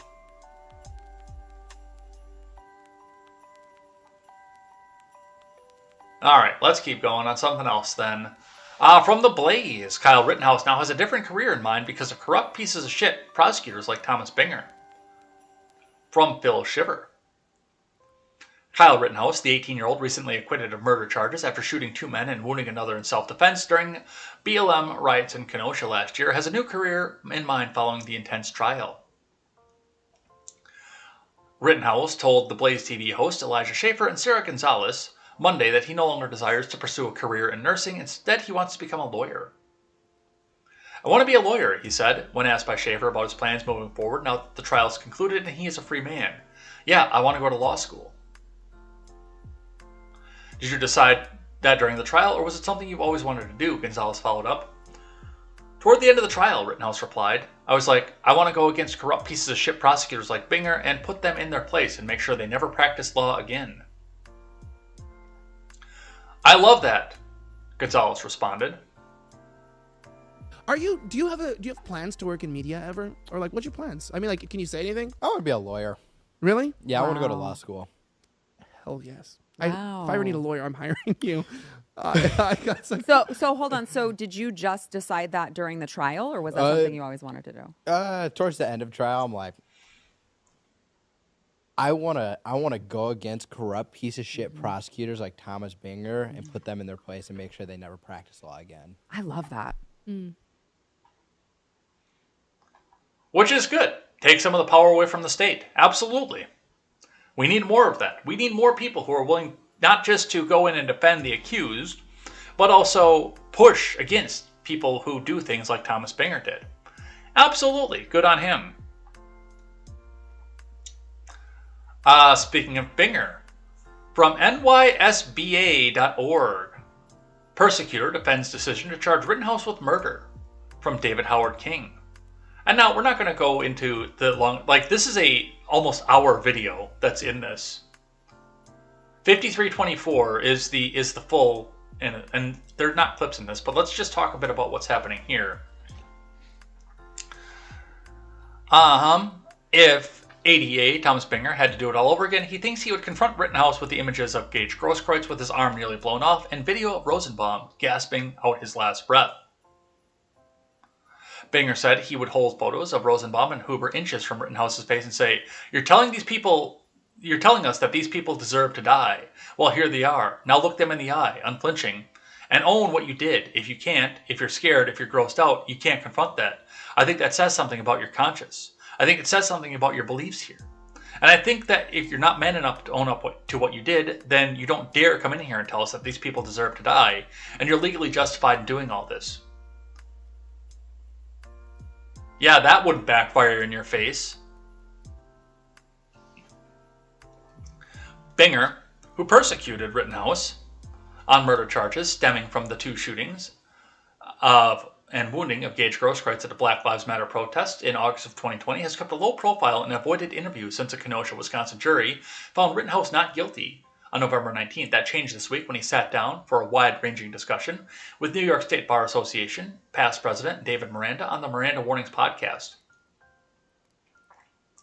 Miranda asked Binger about a major criticism of his handling of the case, that he should have charged Rittenhouse with second degree rather than trying to satisfy the higher threshold of proof for first degree. Binger stressed that he wanted to send a message that Rittenhouse's actions were deeply damaging to society by pursuing the more severe charges. Right. You overcharged somebody for political reason. You weren't doing this because you thought this was the right decision. In this case, you wanted to go send a message. You wanted to make an example out of Rittenhouse.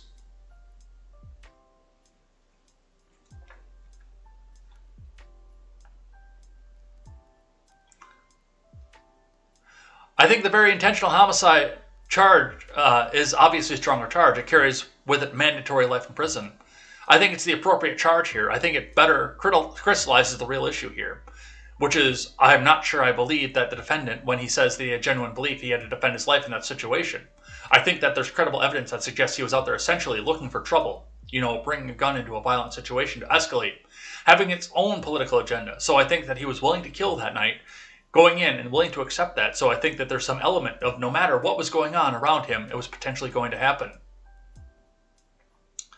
And I mean, look through, you read the subtext off of this, and usually I'm wanting to come out here and say, read the text verbatim and see what it says here. But read the subtext in both this paragraph and the beginning paragraph of the quote that goes along with this. Rittenhouse was the sacrificial lamb. Binger didn't believe that there was a first-degree murder charge in there. He just wanted to make sure that Rittenhouse went away for life. To make sure that the next time there was a protest, nobody came back and shot back. That is what this has been about from the beginning. This is about the fact that somebody shot back. That somebody dared to stand up against the riots. That's what this has been about from the beginning. It's not about, he could have done something different. He was out looking for trouble. No, it is about the fact that somebody fucking shot back. And Binger tried to put him away for life. I used to believe that Binger just did this and threw the case because he didn't actually want to prosecute it. He wanted the acquittal. I don't believe that anymore now that I've seen this. Now that he's gone on the New York State Bar Association and said that he wanted to put an 18-year-old kid up as a sacrificial lamb to make sure that that everybody knows this is detrimental to society. I hope you get disbarred, Thomas Binger. I hope you get disbarred.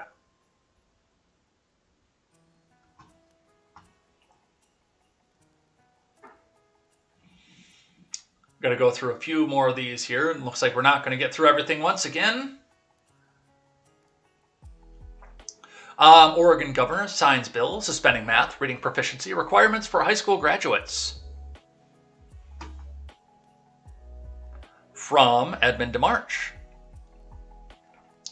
Governor Brown, the Oregon Democrat, signed a bill last month with little fanfare that drops the requirement that high school students prove proficiency in reading, writing, or math before graduation, a report said. The Oregonian reported that the governor has seemed to avoid discussing Senate Bill 744. Her move to sign the bill was not public until recently because her office did not hold a signing ceremony or issue a press release, the paper said. The paper also pointed out that the bill was first signed on July 14th, but not added to the state's database until July 29th due to a glitch in the system. Brown's office did not immediately respond to an after-hours email from Fox News.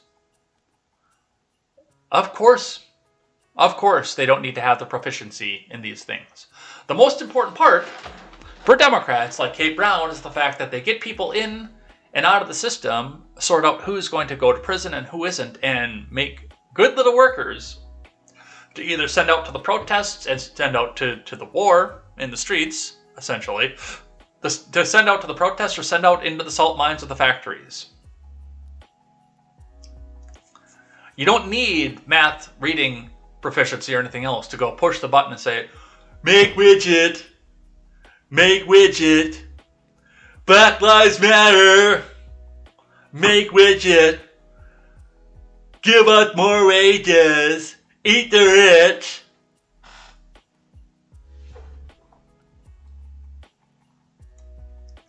You don't need math proficiency to do that. You just need to be able to repeat $15 an hour or whatever arbitrary number they come up with the next time.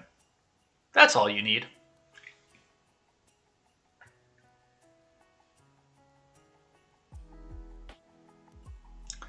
And going on with that, Greg, casually Greg over on Twitter, tweets out, "It's official. Equitable grading has come to Oregon City, Oregon."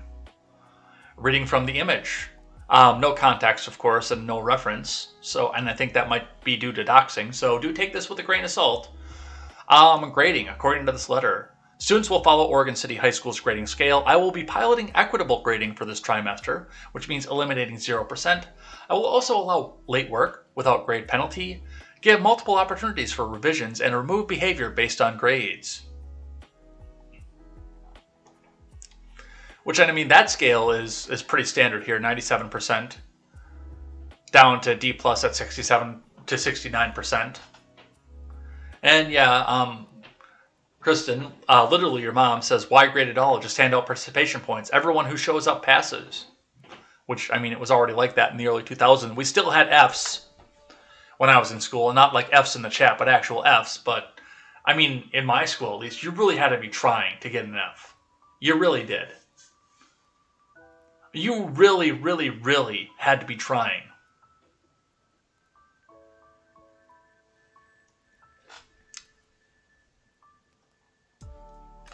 Psaki dodged when pressed about rising crime rates across the country.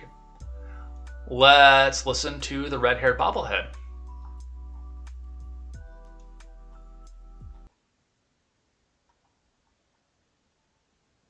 Another topic. Is Vice President Harris still in charge of addressing the root causes of migration from El Salvador, Honduras, and Guatemala? She is, and I just announced a commitment that she's announcing this afternoon. So then why is it that she has not spoken to the president of Guatemala since June? That's 6 months. Well, I know that I did see this kind of strange report from the president of Guatemala saying that he's had no contact with the White House, which is inaccurate. He didn't say why. He said Vice President Harris. He has not spoken to her. And if she's in charge, why is that? Well, we have had a range of conversations, Peter, I think as reflected in our readout we put out last week with our National Security Advisor, with the Vice President's National Security Advisor, with our NSC Senior Director, Juan Gonzalez. We put out an extensive readout of that just last week, and we'll continue that high level of engagement. Okay. Final topic. Do you think it's possible that big cities are dealing with these smash and grab robberies right now, an increase in criminal activity because some prosecutors are too soft on crime? I would say we have seen, I'm not going to attribute the reasoning from here. What I will tell you is we have seen an increase in crime over the course of the pandemic. There are a range of reasons for that. And what our focus is on is what we can do to address it. The president has proposed additional funding in the budget to make sure local police departments and cops have the funding they need. We have also worked directly with police departments in areas where they are seeing the highest impact of the crime, the retail theft, which we have great concern about. That's what our focus is on currently, is action and doing what we can to make sure the funding is out there to the communities that need it the most. But I guess, what good does it do if you're going to give police departments extra money if they arrest bad guys and they bring them to jail and then they're not prosecuted? They're just right back out on the streets. I think, Peter, what our focus is on is making sure that the local leaders, the police officers and departments who know what they need for these communities have the assistance and the funding they need. And that's what we're working around the clock on. So the final one would be, just in the last week, we saw a New York Post item about a pickpocket with more than 30 arrests back out on the street. We've seen an arsonist burn down a $500,000 Christmas tree in New York City back out on the streets. Does the president think that that's good governing? Again, I think I've spoken to the president's concerns about retail theft. If you have specific, and the actions we've taken for specific cases, I would point you to the local police departments or the Department of Justice. Go ahead, Kelly. On the Manchin conversation today. Yeah, they got nothing, and they know it's nothing. And, you know, that's one of the things. Now, we see a lot with left-wing politics that they want to have centralized control. You know, all cops are bastards, all cops are this, all cops are that. And they do want to have their federal police force that goes along with that. But, you know, when it doesn't benefit them, when the crime stats don't benefit them, then they come back out and say, oh, no, refer to your local. They're the only ones that are in control of this. All right, what else do we have?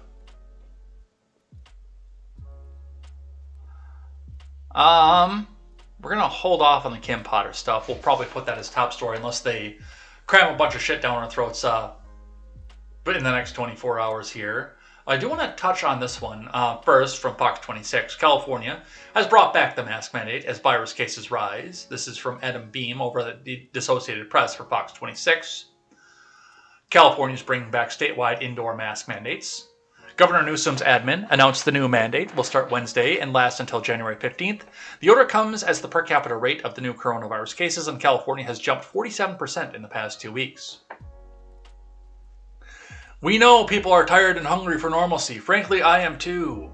California Health and Human Services Secretary Dr. Mark Ghaly said Monday. That said, this is a critical time where we have a tool that we know has worked and can work.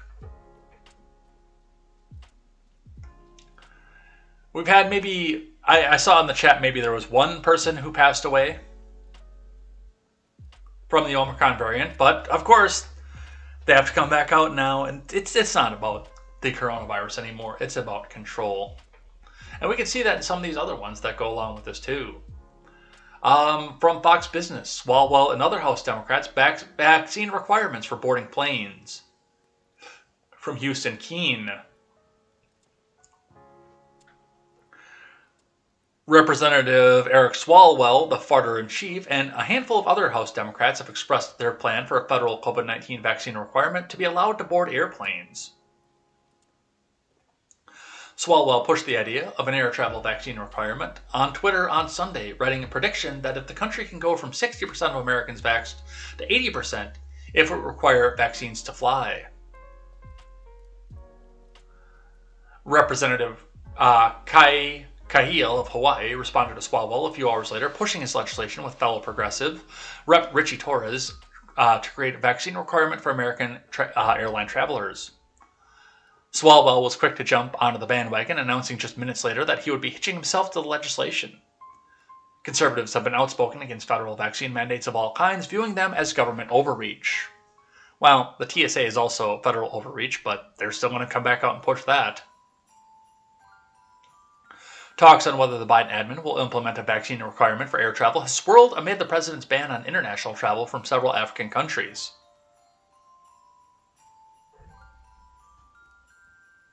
Red-haired bobblehead told reporters earlier this month that Biden admin wasn't ruling out air travel vaccination requirements with the new Omicron variant of the novel coronavirus circulating. Of course he does, because that's just what Eric Swalwell does, you know? Let's go back and find another way to make even more control over the American people.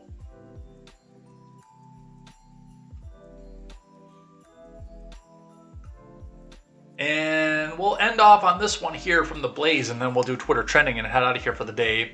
Let hospitals quietly triage emergency care to serve the unvaccinated last.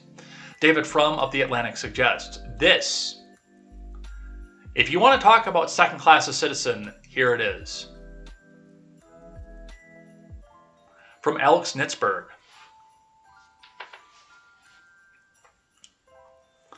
David Frum, a staff writer at The Atlantic, said that hospitals should be allowed to make those who have not been vaccinated against the pinko pox the bottom priority for emergency care. You want to fulminate against the dumbass malignity of the anti-vaxxers and their quietly, personally vaxxed media and political enablers, go ahead. I do it myself almost every day right here in this space, Frum tweeted on Sunday, but the malignant minority is not yielding to reason anytime soon, and even such seemingly basic mandates as no jab, no fly seem beyond the enforcement capability of the US federal government, so what now? Frum laid out 4 points, the first 3 of which included promoting vaccines and booster shots, establishing vaccine mandates where possible, and getting back to normalcy to the extent possible, particularly regarding schools. But his 4th point, Frum wrote, let hospitals quietly triage emergency care to serve the unvaccinated last. Unsurprisingly, Frum's suggestion did not sit well with many people on social media. If calling on healthcare professionals to conspire against the unvaccinated isn't evil, I'm not sure what would be, tweeted Western Journal editor-in-chief George Upper. This is immorality dressed up as arrogant pomposity, another person tweeted. This is such a bad take, ignoring the first 3 points. Let's jump to the last. Advocating for a tiered discriminatory system of treating sick humans is sick in and of itself. Disgusting. This leads to bad things and bad outcomes, not to mention it's pure evil. Where does it end? Another person wrote. COVID has really brought up people's true colors, little authoritarians everywhere, someone else tweeted. I understand that anger many of us have toward people who choose to remain unvaccinated. We can't just triage emergency care in this way, whether there should be an insurance surcharge or other financial consequences for people who choose to be unvaccinated. That's another matter, another individual tweeted. Fromm stood by his tweet, because of course he did, and asserted that those who have not yet been vaccinated are a cause of victimization and vulnerable others. Reading the reactions to this tweet, I'm impressed by the immense self-pity of these anti-vaxxers who see themselves as bottomless victims, even as their own bad choices deny hospital care to so many others in desperate need, Fromm tweeted. If, at this point, you're still unvaccinated, you are not the victim. You are the cause of victimization of vulnerable others. This is where it starts, and what did I say? What did I say last night? What did I say yesterday on the show? When my friend Chelsea texted me, all the way back in 2008, that she didn't want to pay the bills for the people that didn't want to work, because that was a part of Barack Obama's primary agenda. When she texted me all the way back there and I realized the fact that there was going to be another push to single payer, I knew what this was going to be. That's what it always is. Control the healthcare, control the population, and now you can go deny the healthcare, whether by coming outright doing it, or, as Fromm says, quietly triaging and putting the emergency victims that don't have the pinko fucking pox jab to the bottom of the list. To the bottom of the list. You deny the healthcare to the people that don't do what you want because you are the provider. And even when you're not the provider, they're still coming back out here to try to push people to quietly do this. Deny the healthcare to people that we don't like. This is evil. Evil!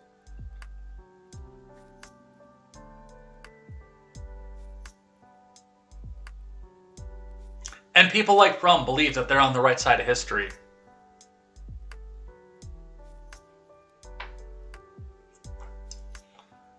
Evil! Whether or not you want to get the pinko pox jab, that is your own business. I will not talk down to you if you do, even though I don't agree with it. If that's how you feel the best way to defend your ability to eat and feed your family is, then go get the damn thing. If you think that's the best way to keep yourself and your family healthy, then go get the goddamn thing. I might joke about your cell service, but go get the goddamn thing if you think that's the best way to do this. But you don't have the right or the ability to come back and tell other people what it is that they need to do for their own health. This is evil.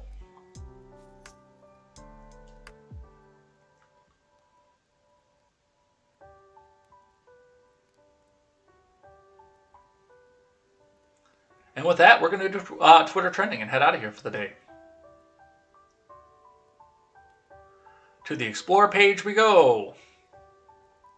Let's bring this over here for you guys.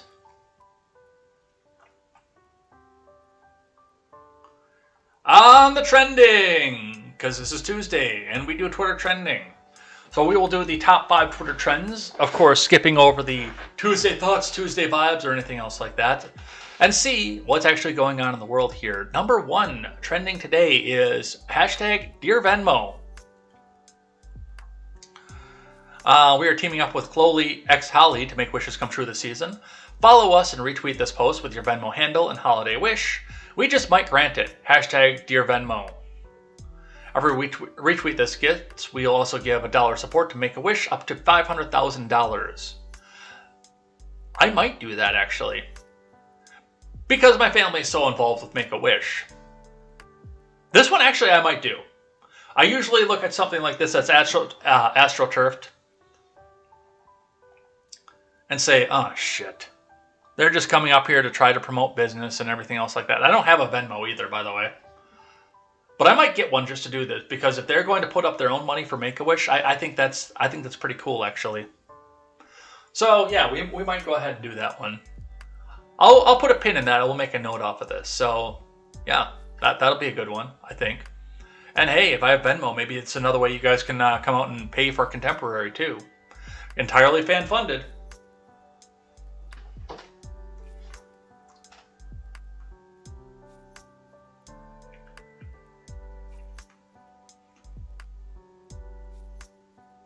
All right, what else do we have here? The next trend. Sandy Hook. Today is the anniversary of Sandy Hook. Cue the Alex Jones stuff. On this day 9 years ago, 20 first graders at Sandy Hook Elementary School were killed, along with 6 school staff members in a rampage that haunts the nation to this day.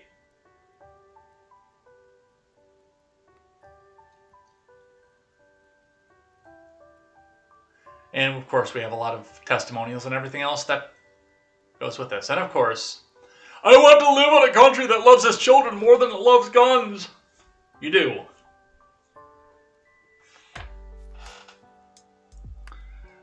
But the media has told you that you don't. Skipping Tuesday motivations, the next one, number 3 for us, number 4 for them. Michelle Yao.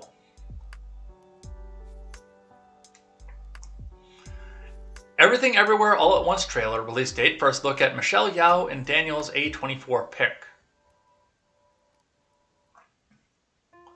Watch the trailer for Everything Everywhere All at Once, an epic sci-fi kung fu adventure from Mad Geniuses. Daniel, starring legends only Michelle Yao, Hee Wai-young, James Hong, and Jamie Lee Curtis in theaters March 25th.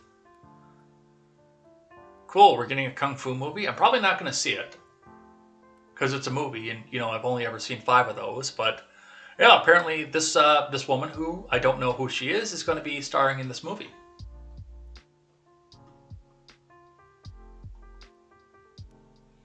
Ashley Babbitt is trending today, our 4th one for the day. Donald Trump Jr. texted Mark Meadows begging his dad to give an address to halt January 6th Capitol Selfie Fest. Ron Filipowski, of course. We must push back constantly on the MAGA attempt to rewrite the history of January 6th and call out every lie every time. Trump today. They killed Ashley Babbitt. No one else died on January 6th. The public gets it. They understand. They're not happy.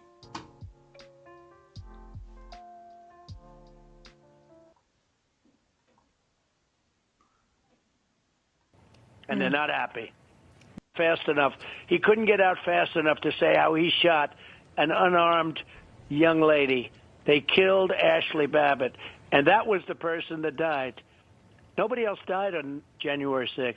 That was the person that died. So it's a very disgraceful thing that's happening. And don't kid yourself. The public gets it. They understand. And they're not happy. But of course, it was on Newsmax too. So, Tom Fitton, these recordings and photos provide dramatic first-hand evidence that the shooting death of Ashley Babbitt was unjustified. It is disturbing that neither the Pelosi Congress nor the Biden-Garland DOJ took action. That was a double negative, by the way, over this needless death. Never forget David Dorn, Ashley Babbitt, and the terror attack in Waukesha. Yeah, have you guys, by the way, forgotten about Daryl E. Brooks yet? And the other side of it, the twist of this, is Ashley Babbitt was killed by Trump's failure to act. He is responsible for Ashley Babbitt's death. End of story.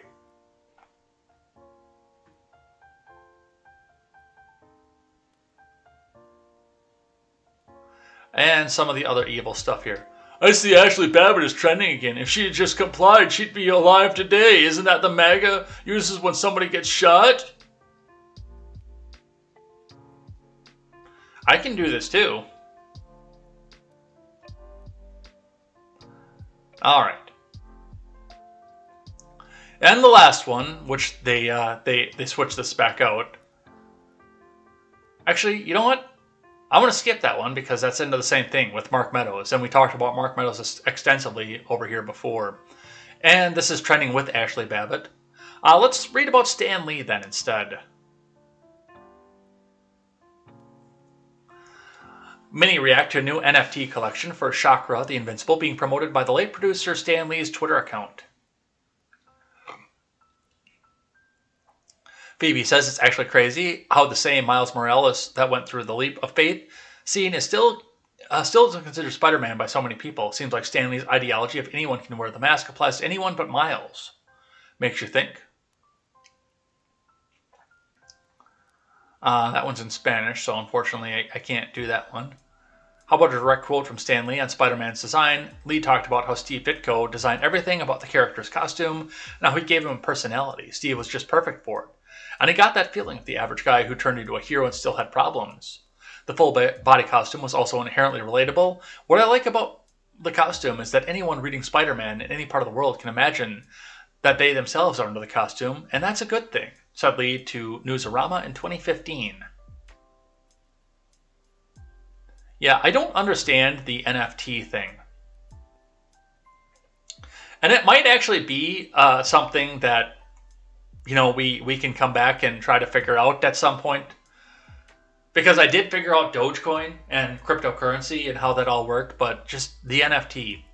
Non-fungible token, a unique JPEG that you can't get anywhere else, except you could probably screenshot and put out somewhere else off of this.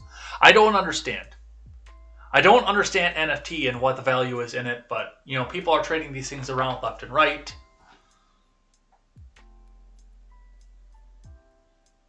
And I don't get it. But with that, we're going to cut it for the day. We're going to call it, and that's going to be our Twitter trending for the day. Guess the chats are disconnected again. No, they're on. They're going.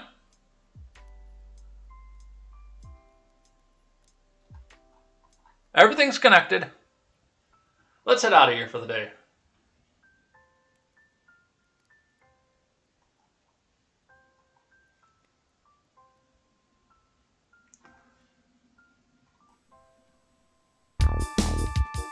Holy shit, that's loud.